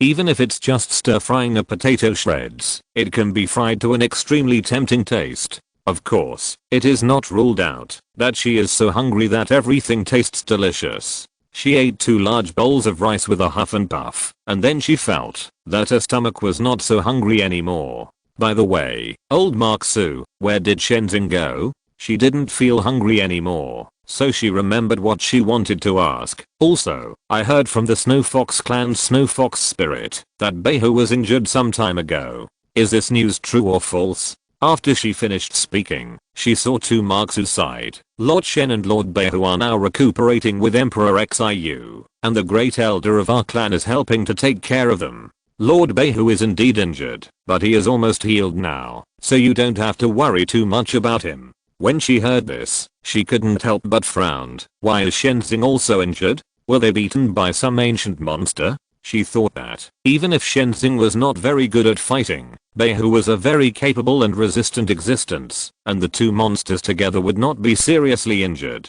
Besides, she also refined pills for Shenzing before she left. After taking those pills, his combat power will definitely increase by a few points. You may not believe it when I tell you this. Tumaksu pinched his eyebrows helplessly. Lord Shen and Lord Beihu were both injured by an ordinary tiger spirit. Hearing this, Wen Jiu was immediately confused. Shenzing and Beihu are both great monsters that can guard a place, but they were actually injured by an ordinary tiger spirit? Is this tiger spirit called Huaoshan? Although she had 1,000 wows in her heart, she still tried to maintain her composure. Tell me more about it. What's the situation? And after I finish my meal, can you take me to DXIU's place? Okay, since you are the person to whom Lord DXIU gave the leaves, it's okay to take you there. Tumaksu agreed very readily, and then told him what he knew. When Beihu sent the little tiger Ding Ding back to the tribe, he discovered that the flying tigers were fighting among themselves. The internal fighting among the demon tribe was not a big deal, so Beihu did not care too much about it. He only told the tiger spirits in the tribe to fight, but not to vent their resentment on the next generation. The tiger spirits still listened to Beihu's words. After accepting the little tiger Ding Ding, they took good care of him, and did not bring the resentment of the internal fighting with them. Everyone thought that the matter would end here, but they did not expect that the tiger spirits that were originally at a disadvantage in the tribe would find an opportunity to steal the little tiger Ding Ding away and use Ding Ding to threaten other tiger spirits who also wanted to get the upper hand. At this time, Beihu learned that these tiger spirits had actually united to steal Ding Ding once in order to get the upper hand. It was because of this that when Jiu and Chu Jian found Ding Ding in the green grass garden, Ding Ding's parents were the former chief and chief's husband of the flying tigers. Because the 2 tigers wanted to find Ding Ding so much, they were fooled by other tiger spirits and both died. After Beihu knew about this, he was so angry that he rushed to the flying tiger tribe and scolded those tiger spirits. Because he only supported the struggle with force and did not support the use of these insidious moves, he almost overturned the territory of the flying tiger tribe at that time. Although the tiger spirits are irritable and cruel, they are often well developed in limbs and almost have no brains. Tumaksu sneered when he said this. Our Lord Shen is aware of this characteristic, so he quickly realized that something was wrong. It happened that Shenzing was playing in Meng Healing during that time, so he helped Beihu to find out about the situation of the flying tiger tribe. If you don't check it, you won't know, and you will be shocked when you check it. Those tiger spirits who stole Ding Ding for the 2nd time have been secretly contacting a human. According to Shenzing's observation, the insidious moves used by these tiger spirits seem to come from this strange human.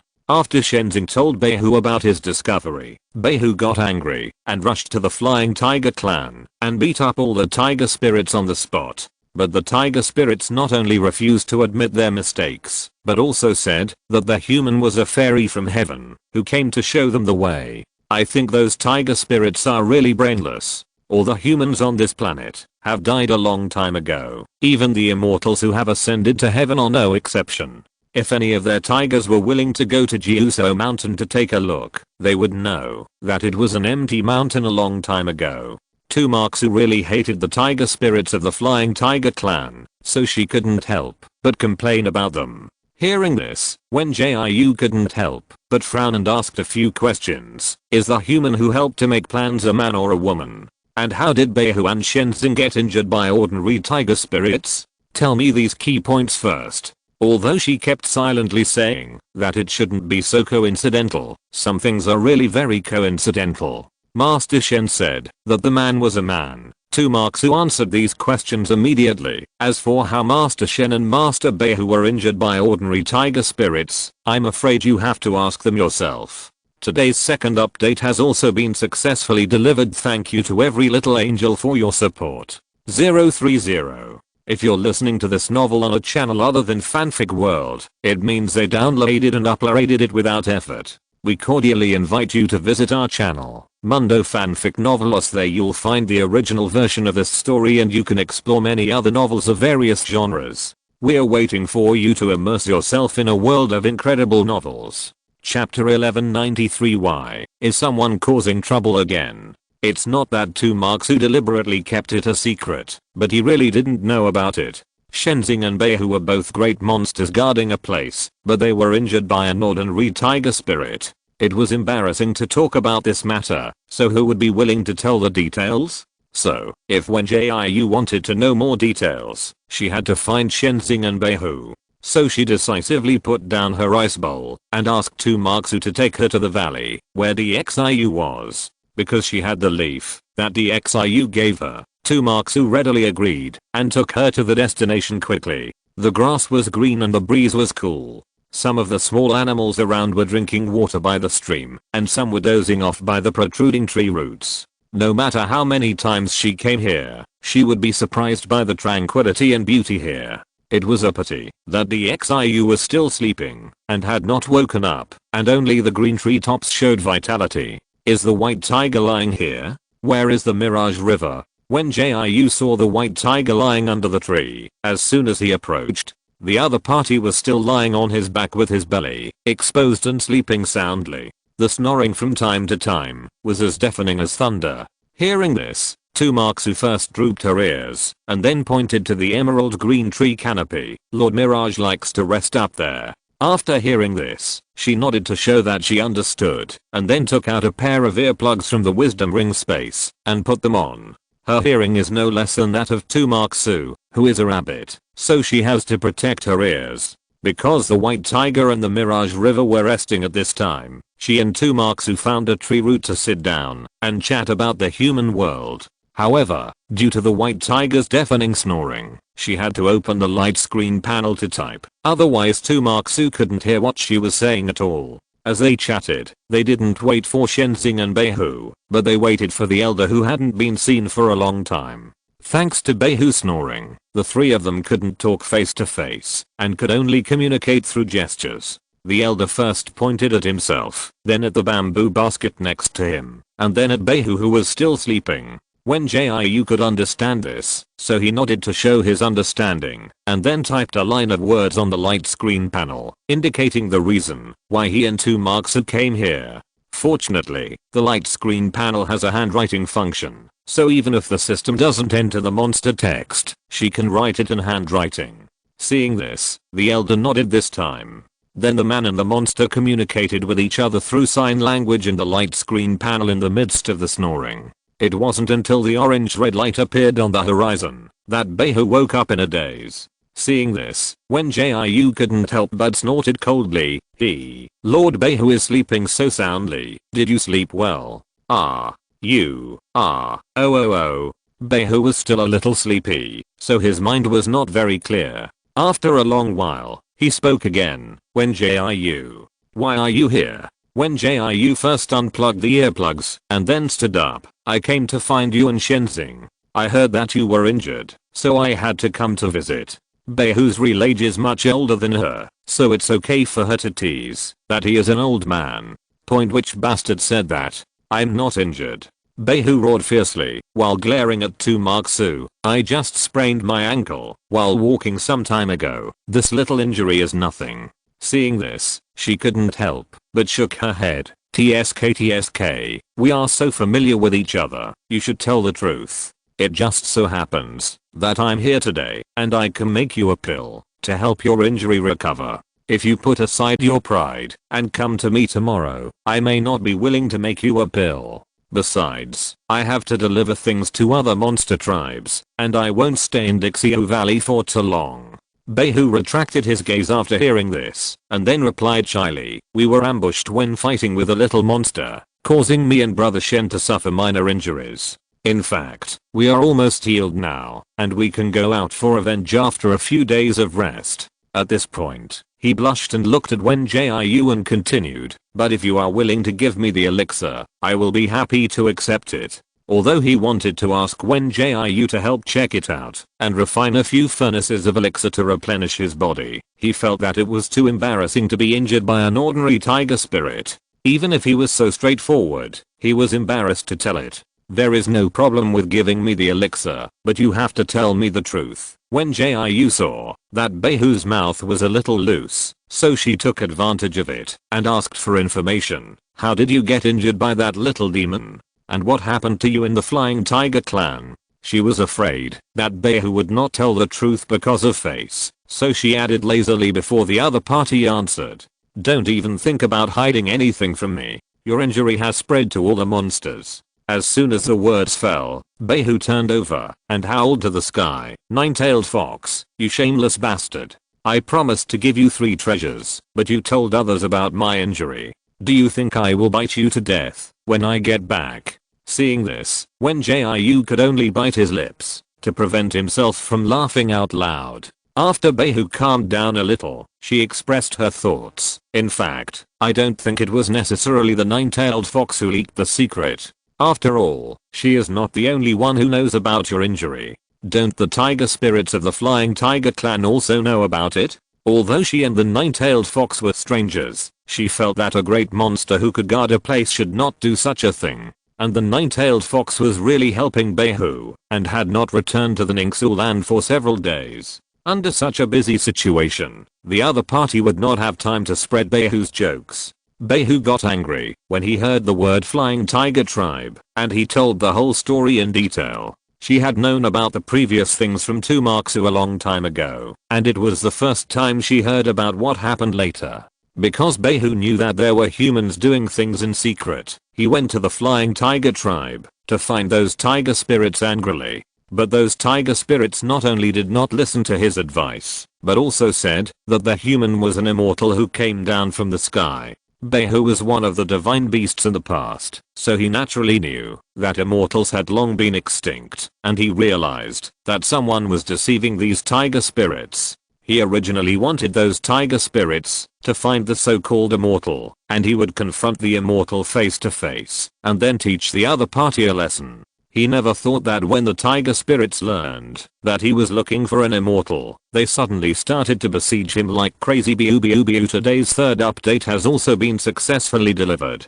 Thanks again to the little angels for their support. 030. Chapter 1194. Why is someone causing trouble again? Part 2. If I had known, I would have trained their IQs. How come they were all so easily fooled? The more I think about it, the angrier I get. I'm such a smart tiger, but how come I have a bunch of stupid little brothers? White Tiger scratched the grass angrily as he spoke, and there was a lot of dirt on his originally white furry claws. The immortal from Jiuzhou Mountain has long disappeared, so how can there be any so-called immortal to help them? I said that the immortal they believed in was fake, but they dared to pounce on me and beat me. Oh, I must go back and beat them after my injury heals.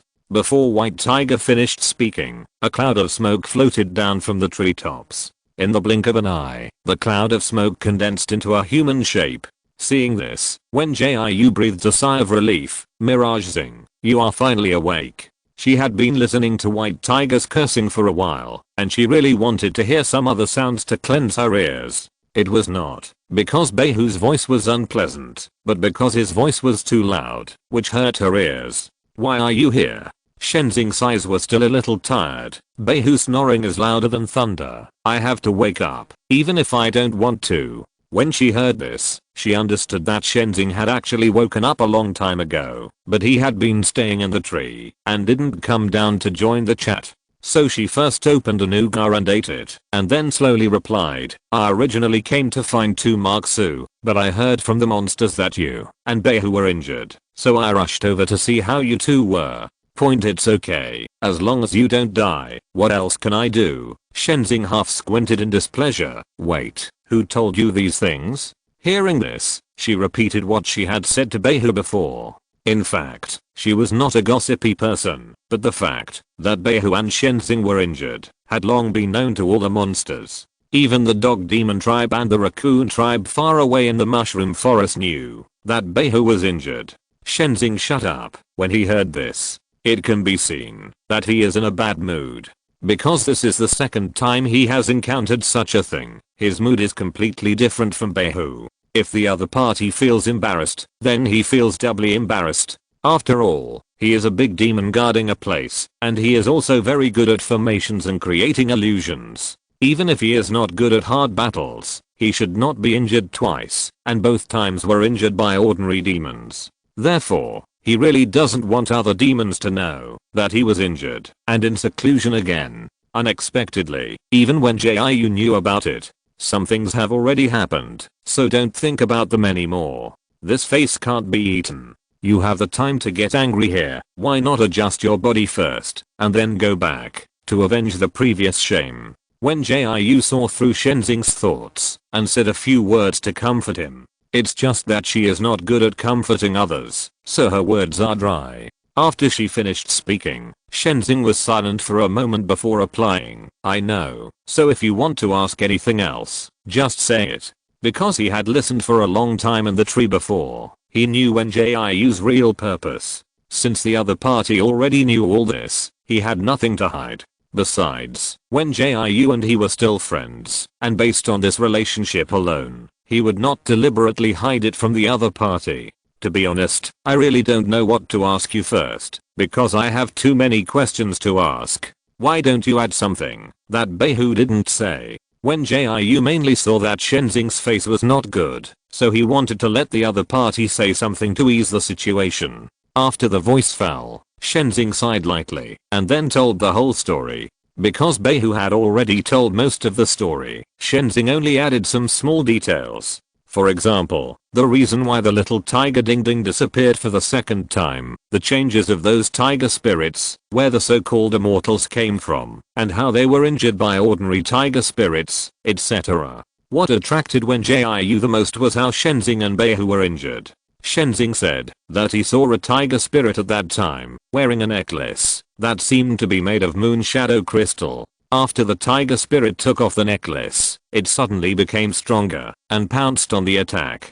Because Behu and Shenzing were surrounded by tiger spirits at that time, the two monsters were ambushed and injured by this strange tiger spirit. It's all thanks to the elixir you gave me, otherwise it would be unknown whether my and Behu's injuries can be cured. When Shenzing said this, a hint of gratitude appeared in his eyes. Hearing this, Wen Jiu did not intend to take advantage of the topic, and just continued the previous topic and asked, you said that the tiger demon was wearing a necklace that seemed to be made of moon shadow crystal? That's right. Shenzing nodded very affirmatively. Didn't I take you to get the moon shadow crystal once before? And I have been studying the crystal ball you left behind, so. She understood when she heard this. The other party was very familiar with the moon shadow crystal, and it was absolutely impossible for him to make a mistake. In this case, you can't blame her for thinking too much about other aspects. Because she remembered that when she fought with LV Zuang and others, LV Zuang used a pendant made of shadow crystal to summon the god Sulame, whom she hated the most. Although LV Zuang's own strength did not increase, the god Sulame helped the other party defeat her, which could barely be regarded as a great increase in strength. Therefore, she couldn't help but think about these characteristics together.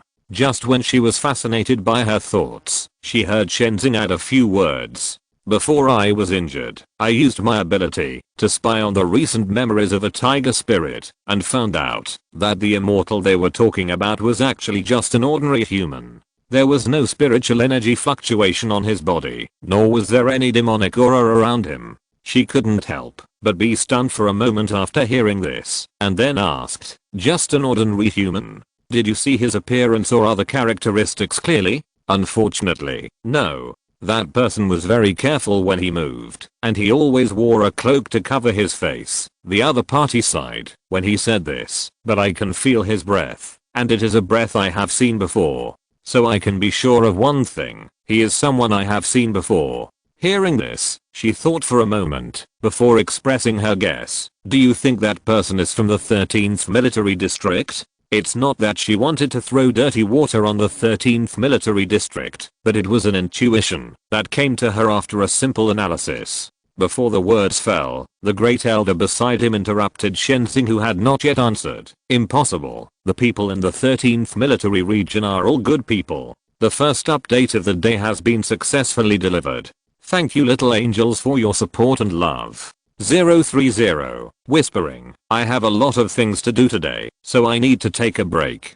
I'm not in a very good state recently, so I want to adjust ORZ. Chapter 1195. Why is someone causing trouble again? Part 3. The words of the great elder made everyone very confused, and everyone fell silent for a while. Seeing this, the great elder had to add a few words. "I have met people from the 13th military district before, and they have helped our Jade Rabbit clan. Moreover, the people from the 13th military district are friends of that person, and I think they will never do bad things no matter what." The words of the great elder were really confusing, and both Wen Jiu and Shenzing were a little confused. After a while, Wen Jiu asked, "Great elder, may I ask who is the person you are talking about?" As soon as she finished speaking, Shenzing immediately said, "Why didn't I know that people from the 13th military district had helped the Jade Rabbit clan?" After hearing these questions, the great elder did not answer them immediately, but just lowered his head, wondering what he was thinking. Seeing this, Wen Jiu asked, "Great elder, please tell me all the news you know. Shenzing and I both know people from the 13th military region. You don't have to worry that we will do anything to harm them." With her words, the great elder slowly told the story of the past years. When the great elder discovered that those humans stole the cubs, he immediately informed DXIU and Shenzing of the matter. The two great monsters would naturally not let this matter go, so they thought about driving these humans out of Kinkeo Garden. But before they could make a move, they were attacked by Huan Meng.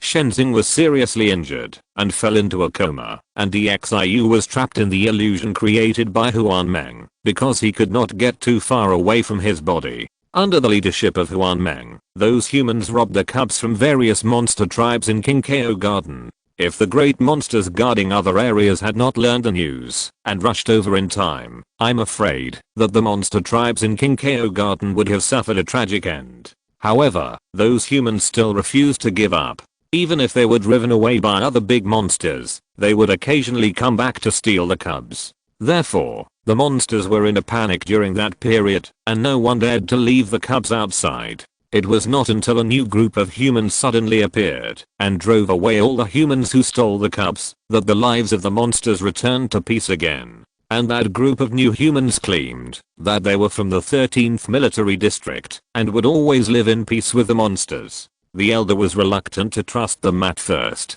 After all, she had a lesson learned from the past, so she would naturally be on guard. It was not until these humans who claimed to be from the 13th military district brought back a group of Jade Rabbit cubs that had been stolen before that she gradually let down her guard and was willing to have more contact with them. I often sent them vegetables and fruits at that time to repay them, but I don't know since when. The number of their appearances has become less and less, and later they have completely stopped appearing. The elder thought that these humans from the 13th military district had returned to their hometown, so he did not take it to heart. After all, with the humans who stole the cubs before, she was not willing to build more relationships with humans. However, she had a good impression of the people in the 13th military district, so when Wen Jiu and Shenzing mentioned them, she would subconsciously refute. Of course, just a good impression was not enough for her to firmly say that the people in the 13th military district would never do evil. The reason why she was so firm was mainly because these humans in the 13th military district were friends of the immortal. When Shenzing heard this, he couldn't help but ask in great confusion, wait, so many things happened when I was seriously injured. Why didn't the demon tell me? Point Sir Shen, it's not that I don't want to tell you, but every time I mention Sir Huanmeng and the things during that time, your headache will flare up. She lowered her head helplessly, expressing her apology. Hearing this, Shenzing just opened his mouth, but in the end he didn't say anything. After all, it was not the Great Elder's fault. He used to get irritable, or have a headache, whenever he mentioned that past event. If he hadn't taken a lot of pills given by Wen Jiu during this period, I'm afraid his headache would start to flare up again. Great Elder, what you just said was actually part of what the 4th Elder said before, but what he said was a little different from what you said, and he didn't talk about what happened later. Wen Jiu didn't doubt the Great Elder or the 4th Elder, she just wanted to know what the facts were. But from the different words of the Great Elder and the 4th Elder, it can be heard that the former seems to be the real person involved, while the latter is just a witness or an insider. So she wanted to ask again, to see what was going on. After the words fell, the Elder smiled kindly. The 4th Elder felt very guilty about what happened at the beginning. After those humans were driven out of Dixio Valley by us, he went to the Siguro Cliff in the back mountain to reflect on his mistakes. That's why he didn't know what happened afterwards. At that time, I came out to expose the true colors of those humans, and I was also the one who came to Kingxi to find Lord Shen and Lord Dixio. I also witnessed the battle between Lord Huanmeng and the two monsters with my own eyes, so I know much more than the 4th Elder. When she heard this, she understood that what the Elder and the 4th Elder said were both right, but the two monsters were exposed to different degrees. So she didn't dwell on this aspect anymore, and just asked another question softly. Elder, there is another thing I don't understand. Who is the person you are talking about? After the voice fell, the Elder looked, as if he wanted to say something but stopped, and he looked at Beihu and Shenzing from time to time. Just talk about the matter. Do you want to see what I'm doing? Beihu was still very depressed at the moment, so he couldn't help but speak with a bit of sarcasm. I don't know anything. I only know that a rabbit spirit came to Menghu Ridge at that time and said that the idiot Shenzing was injured. He asked me to go over quickly to help, and then I went. Hearing this, the Elder hesitated and said, Lord Beihu, it's okay that Lord Shen has lost his memory, but how come you have forgotten that person too? When that person left, he gave you a pendant as a gift. I'm so busy all day, it's normal to forget. Beihu first retorted stubbornly, and then seriously recalled, but when you mention pendants, I have a lot of pendants. How can I remember which pendant was given by whom? The Elder was even more speechless when she heard this. She thought that, if Lord Dixiu had not fallen into a deep sleep, she would not have to face two unreliable monsters. It's just a thought, but I still have to make it clear. So she pointed out directly, it's the last immortal on Jiuso Mountain, Zuonan. The pendant she gave you before she left, you had pestered her for a long time. Thank you little angels for your understanding and support. Today's second update has been successfully delivered. 030. Whisper, I want to ask how many little angels are still following the article. I'm a little tired recently, and I plan to change the daily update from 6,000 to 4,000. On the one hand, I have never taken a leave in a year, and it is really tiring to insist on updating every day. I want to take a break and relax my body and mind. On the other hand, the world view is too huge, and I feel that I need some time to sort it out carefully so as to avoid the situation where the plot is not connected or there are omissions. To be honest, I never thought I would write for such a long time. I'm very grateful to every little angel who has accompanied me. Your comments, your votes, and your collections are the motivation for me to keep working hard. Thank you very much. CAC. Chapter 1196 The Sleeping Emperor 1. Beihu was stunned when he heard this, because he just couldn't remember who Zuonan was. Although the Elder had said that Zuonan was the last immortal on Jiuso Mountain, and the other party even mentioned that he had asked the immortal for the pendant, he really didn't find any memory about this matter or this immortal. This is strange. Could it be that I'm also like the unlucky guy Shenzing and have some problems? The more he thought about it, the more he felt that this was the case. So he pulled Wen Jiu to ask him to check his illness. Seeing this, Wen Jiu had to follow Beihu and help him check the situation. But Beihu's demon pill was normal, and there was no strange black hair entangled. It also emitted a circle of faint white light, showing that the demon energy of this demon pill was abundant. After she told the results of her investigation, Beihu asked repeatedly in disbelief. It's not that Beihu doesn't believe in her ability, but that the other party can't figure out why everything is normal and there is still amnesia, so he feels that he can't believe it. Have I, Beihu, reached my twilight years? Beihu sat down on the grass with his head down. I remember a demon once said that the older you get, the worse your memory becomes. I always felt that I was still a young white tiger and it would not be a problem for me to live for thousands or tens of thousands of years. I didn't expect that my memory had already revealed my ending. Hearing this, Shenzing couldn't help but say with disdain, that's enough, don't feel sorry for yourself. I haven't complained about my inexplicable illness. You are fine now, so why are you complaining here? Wen Jiu echoed a few words after hearing this. Shenzing is right, Beihu, there is nothing wrong with you. Why should you give up on yourself? Why don't you try harder to recall it? Maybe you can remember it. As soon as she finished speaking, Shenzing sneered. Yeah, maybe he hasn't used his brain for too long, causing his brain to rust and not work well, so he can't remember the past. As expected, Shenzing knew Beihu the best. Beihu resisted the urge to curse, sat down on the tree root, and began to ponder.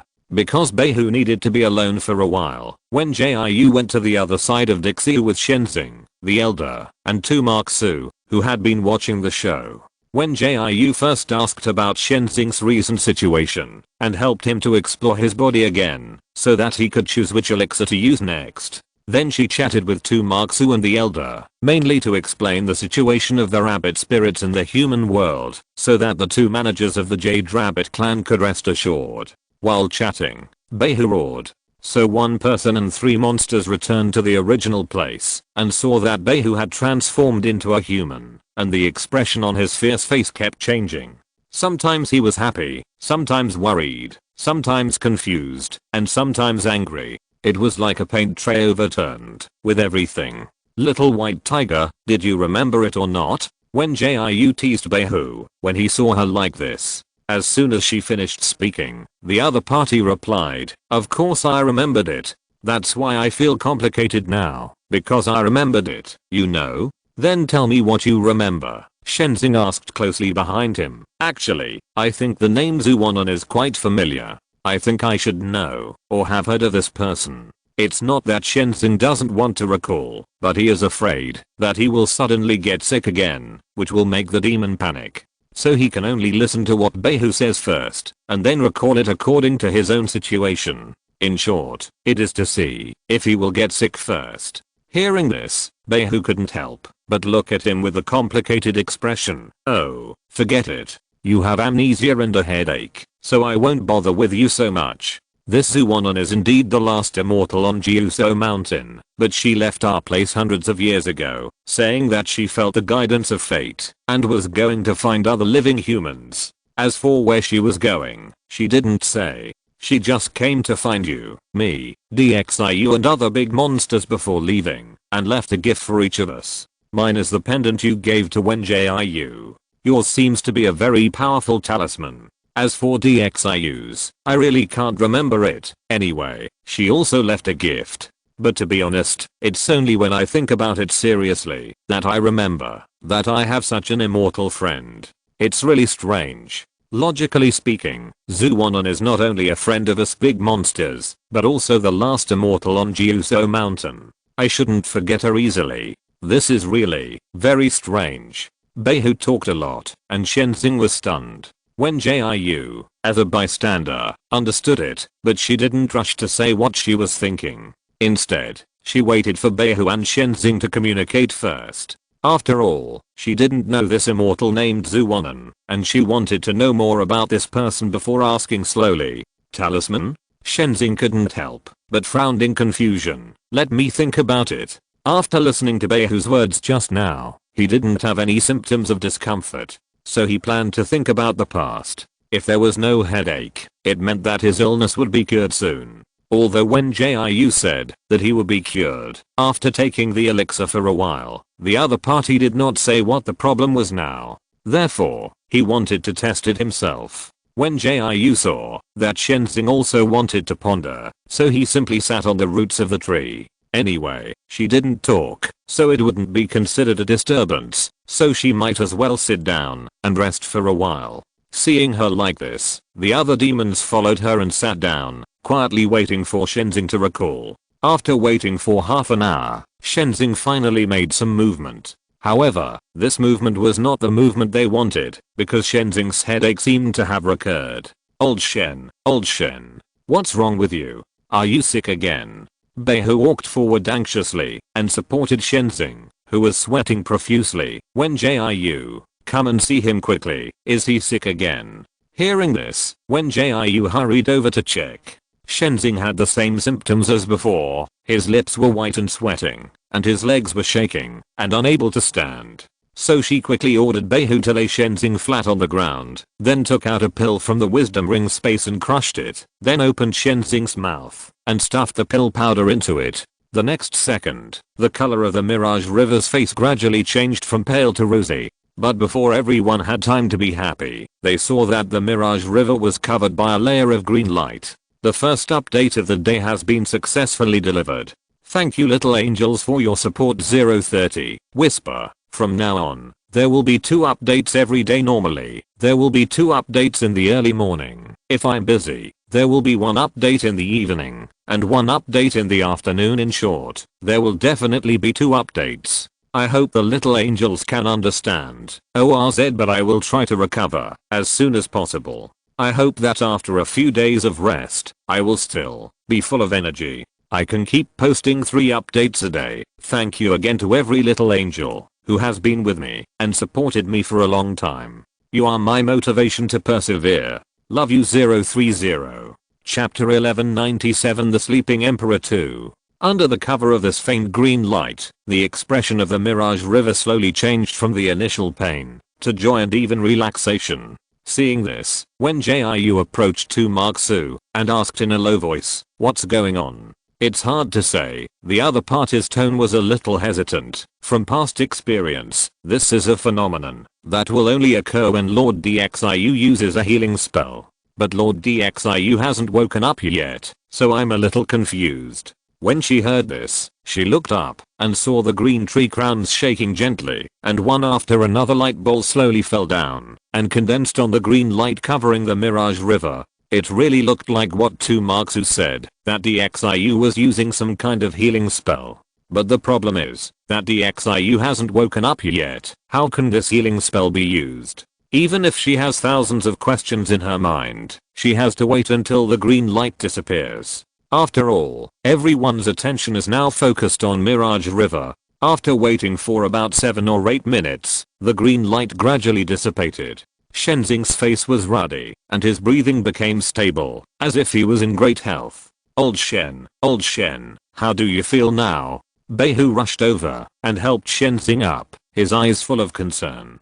After the words fell, Shenzing did not rush to answer, but just stared at the big tree in front of him, which was the body of Emperor Xiu. There was joy and confusion in his eyes, as well as a subtle vigilance. Because he did not feel the breath of Emperor Xiu's awakening, nor did he see any signs of Emperor Xiu's recovery, he was inevitably a little vigilant after the joy. He stared at the green tree in front of him for a long time, but did not find the changes he wanted, which made him feel a little sad. He still didn't know why Emperor Xiu fell into a deep sleep, and other demons could not find out the reason for Emperor Xiu's sleep. It was because of this that he didn't know what method to use to wake up this sleeping old friend. Oh, I thought it was Emperor Xiu who woke up, but nothing happened. I was really happy for nothing. Beihu couldn't help complaining, after waiting for a long time. But what's the matter with this green light? Emperor Xiu didn't wake up. Hearing this, Wen Jiu couldn't give an answer. She just looked at Shenzing on the side, wondering if the other party would find anything. But a minute later, she saw Shenzing sighed and said, Emperor Xiu still hasn't woken up. It may be that his spiritual power just now sensed the violent fluctuation of my spiritual power, so he cast this healing spell. Because Emperor Xiu's body is a tree, the spiritual power will condense in the leaves and roots. So even if Emperor Xiu is still asleep now, there will still be spiritual power left outside. This can explain why she received leaves from Emperor Xiu before, and why Shenzing was cast a healing spell. Do you feel better now? Do you still need me to take a look? Out of concern, she asked Shenzing a few questions. After she finished speaking, he nodded and replied, "Then please help me take a look. Emperor Xiu's healing spell is mainly to help me calm down the fluctuating spiritual power. It should be useless for my headache." After hearing this, she walked forward and asked Shenzing to sit down so that she could investigate. Seeing her like this, Beihu, Tumaksu and the elder all quietly stepped aside. Because she was just helping Shenzing to take a look at the situation, her investigation speed was still very fast. In a short while, there was a result. Your demon pill has indeed not been repaired. There is still black smoke lingering around like before. But I estimate that if you take the pill for a while, all the black smoke should be eliminated, so you don't have to worry too much. It seems that the healing spell that Emperor Xiu cast earlier could not cure Shenzing's headache. But this cannot be said to be that Xiu's magic is not effective. After all, the black smoke lingering on the demon pill of Shenzing is something that many big demons cannot detect or remove. That's good, that's good. Beihu, who was standing aside, responded to Wen Jiu's words first. It seems that before Lao Shen's illness is completely cured, we should talk less about the past in front of him, lest he accidentally gets sick again. Hearing this, Shenzing couldn't help but roll his eyes at Beihu. It's just a headache for a while. It won't take my life. Why do you say it's so serious? Just continue to talk about what you should talk about, and don't deliberately avoid me, okay? Oh, I care about you, and you scold me. Beihu pretended to be angry and snorted. Forget it. Your son of a bitch's love is up to you. I don't bother to care about you. I'm going to continue to sleep now, and I can recover faster if I sleep more. Seeing that Beihu was about to turn around and leave, Wen Jiu quickly asked the question he was thinking about. That is, are the people from the 13th military region really Zuonan's friends? And what is this immortal named Zuonan like? These two questions are what she wants to know the answers to the most, so she asked them before Beihu fell asleep. After she finished speaking, Beihu stopped and looked at her with a complicated expression. I really don't know the first question you asked, but for the second question, I can only tell you that Zuonan is a very good person, and he doesn't have any immortal heirs. He often hangs out with us monsters. As for the others, I really don't know what to say for the time being. You should wait until I have a good sleep before asking. After Beihu finished speaking, he found a thick tree root to lean against and lay down. In just a few seconds, he fell asleep and snored loudly, which made monsters very uncomfortable. Seeing this, she didn't ask any more questions, so she had to leave this place and return to Changle Palace under the guidance of Shenzing. The main reason was that Beihu's snoring was so terrible that she felt she would go deaf if she listened to it for a while longer. After returning to Changle Palace, Tumaksu was busy distributing gifts and letters. After confirming that the 13th military district was indeed related to Zuonan, the Great Elder went to the warehouse to help Tumaksu distribute the gifts and letters brought back by Wen Jiu. So in the huge room, only Wen Jiu and Shenzing were left. Aren't you going to deliver things to other demon tribes? When do you plan to leave? Shenzing turned into a half demon again, and his legs turned into smoke. The whole person was like the genie in Aladdin's lamp, floating around the room. Seeing this, Wen Jiu only asked in a gentle voice, do you want to go to the 13th military district with me again? Today's second update has also been successfully delivered. Please check it out. Little Angels 030. Chapter 1198. Further investigation and report 1. Of course, this thing still needs to be delivered. But now there is only the Bluebird clan left. Wen Jiu can use the remaining time to go to the 13th military district after delivering the things. So after she discussed with Shenzing, she left Ixio Valley and went to the territory of the Bluebird clan. Because she was not familiar with the bluebirds of the Bluebird clan, she handed the gifts and letters to King Meng, and then set off for the 13th military district with Shenzing. As everyone knows, Shenzing is a big demon guarding the green grass garden, and it is also a very useful means of transportation. Can you fly faster? I can't stay on the desolate star for long this time. I have to go back to class early. Wen Jiu was surrounded by the smoke transformed by Shenzing, flying quickly in the blue sky. As soon as she finished her words, she heard Shenzing's voice. If you have the ability to fly there yourself, I'm willing to take you flying. You are still talking so much, but I will just let you walk there. Hearing this, she couldn't help but chuckle and said, don't tell me, I can really fly there by myself. If I hadn't seen that you were too enthusiastic to refuse, I wouldn't be lying here like a hands-off shopkeeper. After she finished speaking this time, Shenzing did not retort her, but proved with practical actions that transportation also has tempers. In just a few seconds, the smoke that originally supported her suddenly dissipated, causing her to fall quickly to the ground. I have to say, it was quite exciting. After she calmly enjoyed the excitement for a moment, she slowly summoned the long sword and began to fly on the sword. Is it amazing to be able to fly? Shenzing suddenly appeared beside her. If you provoke me again next time, I will throw you into the water. Hearing this, she nonchalantly lifted her hair that was fluttering in the wind. It's okay. If you dare to throw me into the water, I will throw you into the volcano. After the voice fell, she also showed a bright smile to Shenzing, two pointed canine teeth pressed against her rosy lips, looking both playful and somewhat unruly. When the other party saw her like this, he knew that he couldn't fight back, so he consciously changed the topic. Are you going back to your planet this time? Seeing that Shenzing took the initiative to give her a way out, she smiled and took over the other party's topic. Yes, my teacher hopes that I can go back and study hard as soon as possible, so I won't stay on the desolate planet for too long this time. The main reason was that she hadn't been to school seriously since she escaped from the nursery base. Although it was okay for her to skip classes with her current strength, she still felt that she should not neglect her studies for a long time. Because her combat ability was passable, but she lacked a lot in cultural subjects, so she also wanted to learn more. Are you going to take the monsters with you this time when you go back? Shenzing knew that the monsters who were taken away last time all lived a good life in the human world, and he also knew that Wen Jiu still needed more monsters to help, so he asked such a question. Hearing this, Wen Jiu nodded and replied, I plan to take them. When I handed the gifts and letters to those clan leaders, they specifically told me to take a group of monsters with me this time.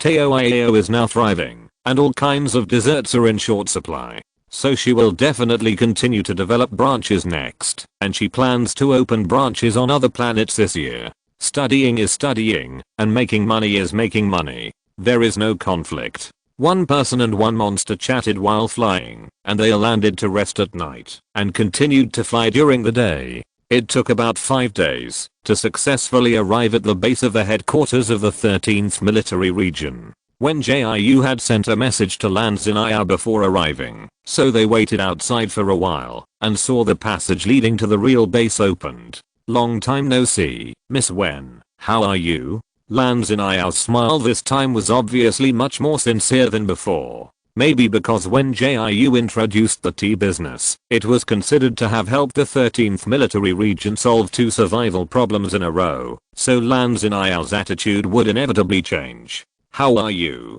Commander Lan? After Wen Jiu greeted her with a smile, he leaned over to Lan Xin'ao's ear and explained his purpose. Of course, she would not directly say that she was here to investigate the relationship between Zuonan and the 13th military region. After all, this matter has not caused any impact yet, and it would not be a big deal to put it aside for later. There are only 2 things she wants to know now. One is the next plan of the 13th military region, and the other is why Cheng Xiao appeared in the mushroom forest and was sneaking around with a bottle of strange potion. So she just said that she had something to discuss with Lan Xin'ao and hoped that the other party could find a quiet place to talk. Because Lan Zinio still trusted her very much, the other party did not ask much, and took her and Shenzing to the home of the Yuan brothers and sisters. It was not that Lan Zinio deliberately perfunctory her, but there were many people in a serious place. If they went to the home of the Yuan brothers and sisters, people would only think that they were friends gathering, and would not think of discussing important matters. After all, they had gone straight to the home of the Yuan brothers and sisters before. If they went to Lan Zinio's office or conference room this time, it would easily arouse people's imagination. It happened that the Yuan brothers and sisters were not back today, and this place was quite suitable for discussing things. Ms. Wen, I see that you look quite serious. Did something happen with Mr. Ming? Lan Zinio saw that Wen Jiu was not as gentle as before, so she was worried that there was an accident in the tea business. Hearing this, Wen Jiu shook his head and denied it, then slowly said, Mr. Ming's side is developing smoothly. Miss Lan doesn't need to worry too much about this. But I have 2 questions that I would like to ask Miss Lan. Perhaps because she spoke in a more formal tone this time, Lan Zinio quickly changed from lazy to serious. Miss Wen, please speak. The other party answered her with a serious attitude. If it is something I know and can reveal, then I will definitely answer it for Miss Wen. Seeing this, she asked the first question first, which was the next plan of the 13th military region. In fact, she didn't want to interfere in this aspect before, but before she set out to the Desolate Star, Ming Yahan sent her a video call and talked a lot about the tea business. In his words, he was worried that the supplier she found here would cause any trouble. It's not that Ming Yahan was worried or didn't trust her, but that the other party was suspicious of the people in the 13th military region. Ming Yahan was not interested in the military region or the war. The other party just wanted to be a pure businessman who made money quietly. Although Ming Yahan respected her and trusted her very much and had never asked her who the supplier was, she still wanted to know the general situation to prevent unnecessary trouble in the future. Therefore, Ming Yahan hoped that she could investigate whether these people would encounter any unexpected situations. Today's first update has been successfully delivered. Please check it out. Little Angels 030. Chapter 1199. Further investigation and report 2. After Wen Jiu asked the first question, Lan Zinio's expression kept changing. There was surprise, defense, and confusion, but the most obvious one was still vigilance. Seeing this, she just sat quietly, did not do anything else, and did not say more, because she knew that Lan Zinio needed some time to think, so all she had to do was to wait quietly for the other party to answer. Time passed by minute, and Lan Zinio sighed, and then hesitantly said, although the question you asked, Miss Wen, is related to the secrets of our 13th military region, I understand that you asked this to make yourself and Mr. Ming feel at ease, so I can reveal some of this to you. As for more details, I'm sorry that I can't tell you for the time being. After all, Lan Zinio is the commander-in-chief of the 13th military region, and her thinking ability is naturally top-notch. Even if Wen Jiu only asked a question, Lan Zinio could guess the intention. It's okay, just say as much as you can, I will make the decision. Wen Jiu saw that Lan Zinio's attitude was still very sincere, so he didn't make it difficult. After she finished speaking, Lan Zinio talked about the next plan of the 13th military district. In short, it is to continue to rely on selling tea, to exchange for star coins, and then use these star coins to exchange for necessary materials, so that their quality of life can be improved. The war and other matters he mentioned secretly before are not in the recent plan of the 13th military district. To be honest, we can't even guarantee a normal life. We are always short of things.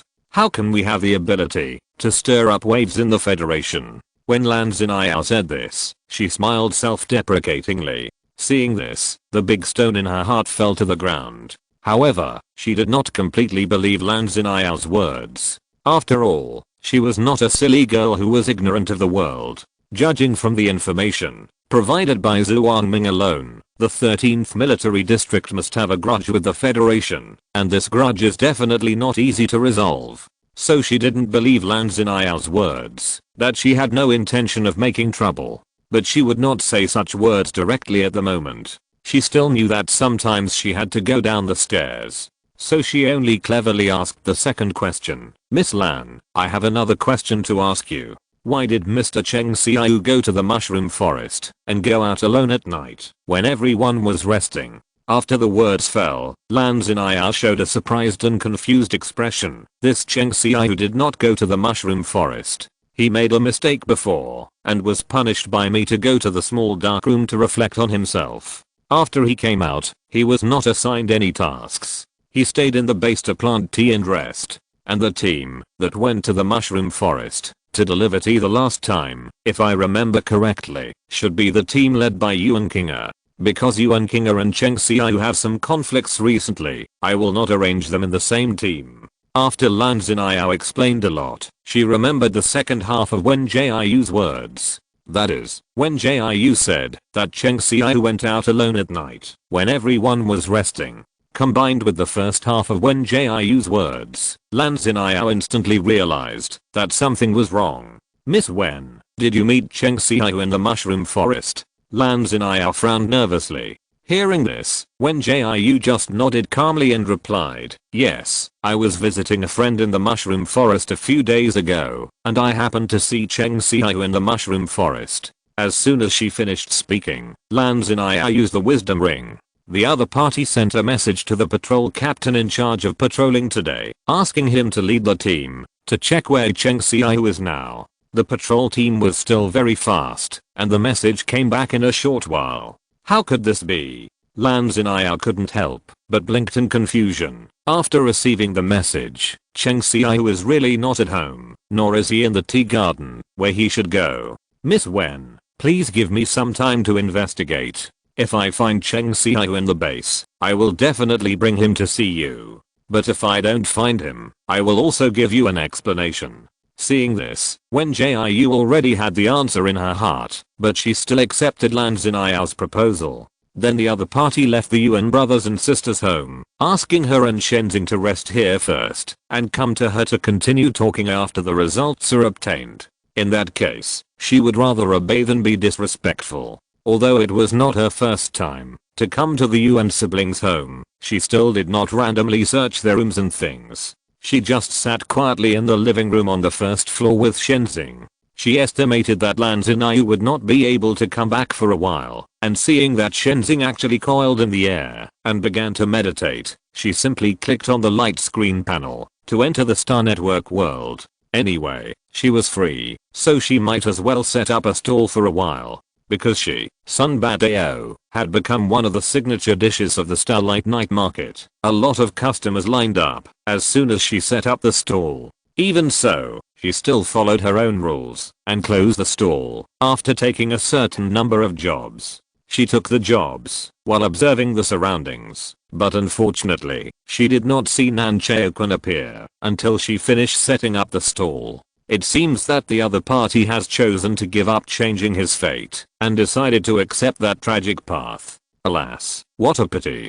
But in the final analysis, Nan Chaokun was just a stranger she met by chance, and she could not interfere with his choice from any angle. So she could only accept the reality and put this matter behind her. Anyway, everyone's destiny is chosen by themselves. There will be consequences for whatever causes, and whatever path you take will lead to whatever suffering you will endure. Everything is up to fate. After taking on a certain amount of work, Wen Jiu closed the stall and went to Taoiao online store. Seeing that everything was running normally, she left the Star Network world. Were you meditating or dozing off just now? As soon as she came out, she heard the question from Shenzing. Just think of me as dozing off. She didn't really want to answer this question for the other party, because she felt that it was a bit troublesome to explain the existence of the Star Network world to Shenzing. So she would rather say that she was dozing off than to waste words discussing this issue. Seeing this, Shenzing squinted his eyes in disbelief. Really? What else? Have you ever seen anyone meditating on the sofa? Wen Jiu asked back without blushing or beating his heart. Perhaps because she acted too confidently, Shenzing did not ask again after hearing this. The two continued to do their own things and sat in the living room until the early hours of the morning, when they waited for Lan Xiao, who looked gloomy. Today's second update has also been successfully delivered. Thank you for the support of the lovely little angels. 030. Chapter 1200. Return to Tiger Ridge 1. As expected, Cheng Xiao was not at the headquarters base of the 13th Military Region. Lan Xiao first sent the patrol team to search around, but they could not find any trace of Cheng Xiao. Then she sent several teams that were good at tracking people to continue searching, but they still could not find Cheng Xiao. Lan Xiao also asked the partners who worked in the tea garden with Cheng Xiao, and they said that Cheng Xiao had not been to the tea garden to work for several days. Combining these points, the answer is very obvious. It seems that the person you met in the mushroom forest was Cheng Xiao himself. Lan Xiao sighed with mixed feelings. I have sent a message to Yuan Kinga, asking her to send someone to search in the mushroom forest. At the same time, I have arranged a team to go out and try to bring Cheng Xiao back to you for an explanation. Hearing this, Wen Jiu thought for a moment before speaking. That's really hard work, Miss Lan, but I have to go somewhere else now. I hope you can send me a message after finding Cheng Xiao, and then I will rush back. How about it? Although it is very important to investigate Cheng Xiao, she has something more important at the moment. That is, to go to Meng Healing. In fact, she originally planned to find out about Cheng Xiao, and then go to Meng Healing with Shenzing to investigate the situation. However, things are unpredictable. After Beihu recovered, he left Ixio Valley yesterday, and it is said that he was going to Meng Healing to seek revenge. Therefore, she could only put Cheng Xiao's matter aside for the time being, and rush to Meng Healing with Shenzing to stop Beihu. Anyway, Cheng Xiao's whereabouts are unknown, and it will be difficult to find him for a while. Instead of waiting in the 13th Military Region, she might as well take this opportunity to deal with other things. Miss Kikwen, didn't you just come today? Why are you in such a hurry to leave now? Lan Xiao was a little anxious when she heard this. I promise I will give you an explanation as soon as possible, and I hope you won't be angry. After hearing this, Wen Jiu knew that Lan Xiao had misunderstood, so she briefly explained why she was leaving, so that Lan Xiao wouldn't think wrong again. Of course, she didn't reveal that something happened with the demon clan. She just said that she was going to a place to find a friend.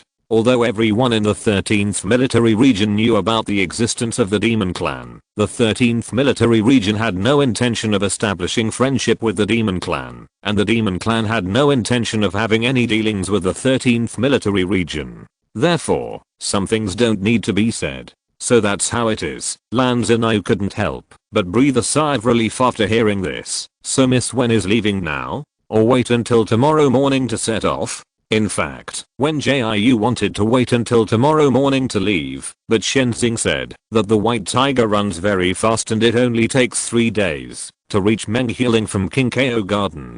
So, she can only travel in the dim night. But Shenzing promised to take her flying this time, and she can sleep peacefully on the road. In this case, it's no big deal to travel in the dark. After she expressed her thoughts, she saw that Lan Xiao looked like she wanted to say something but stopped. Seeing this, she couldn't help but ask, what's wrong with Miss Lan? Nothing. The other party finally shook his head and denied. Then I wish Miss Wen and Mr. Shen a safe journey, and I will find Cheng Xiao as soon as possible. As soon as I find him, I will send you a message. Hearing this, she nodded and agreed, and then left with Shenzing. Just like before, Shenzing chose to force his way out of the formation. Don't ask, the only reason is that I'm too lazy to listen to the spells that the people from the 13th Military Region have been chanting for a long time. Fortunately, you left a communicator for the little rabbit before you left, Shenzing whispered, while taking Wen Jiu with him. Otherwise, it would take several days to get the news using our method. By then, it would be too late for us to go to Meng Healing. Wen Jiu was about to fall asleep at the moment. When she heard this, she replied softly, are you still communicating by passing messages? I remember there is a kind of communication talisman that can be used to convey information. Why don't you use that? There is indeed such a talisman. Shenzing didn't ask her how she knew about it, but answered slowly, unfortunately, in my current situation, I can't draw too many talismans, so this communication talisman is equivalent to nothing. The main reason is that there are too few monsters who can draw talismans, so the communication talisman cannot be promoted among the monsters. Due to his physical condition, Shenzing could not use his spiritual power to draw talismans frequently, which resulted in the communication talisman being non-existent. Hearing this, Wen Jiu could not help but fall into deep thought. She seemed to have discovered a new business opportunity. She seemed to be able to use the communication talisman to exchange things with the demons. However, before she thought about it carefully, she heard Shenzing say, if you want to sell talismans to the demons, I advise you to give up this idea as soon as possible. Although other demons cannot draw talismans and cannot use communication talismans, they will also use their own ways to communicate remotely. Take the Jade Rabbit clan for example. They usually rely on the Bluebird clan to send letters to achieve their purpose of sending messages to distant relatives and friends. Don't think that the Bluebird clan has reached a cooperation with you now. They have sent many bluebirds to work for you before. In fact, they still have many small bluebirds that have not transformed, specializing in sending letters and messages to demons similar to the Jade Rabbit clan. After the other party's voice fell, she slowly said, I know. How can you manage the world and people to sell talismans to make money? Okay.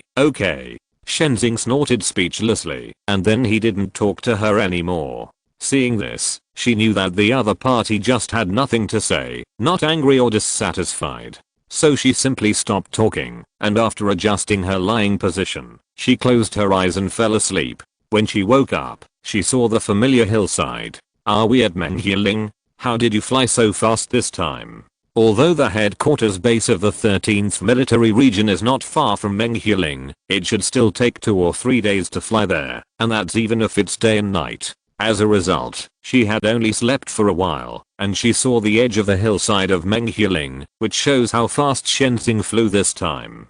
After she finished speaking, she heard Shenzing coldly reply, if we don't fly faster, if Beihu arrives before us, how can we stop him? That's true, she nodded in agreement, but your speed is really fast. Do you want to consider going to the human world with me and become the director of our takeaway department? Although Shenzing didn't know what takeaway was, he could tell that Wen Jiu's words were not kind. So after thinking for a moment, he thought about saying a few words back to the other party. However, before he could open his mouth, he saw a white figure on the hillside. Today's first update has been successfully delivered. Please check it out, Little Angels. 030. End of this chapter. Thank you very much for reaching the end. Don't forget to like. Looking for more exclusive content and immediate access? Subscribe to our Patreon. Remember, every like, subscription, or donation encourages us to continue. Thanks to everyone. See you in the next video.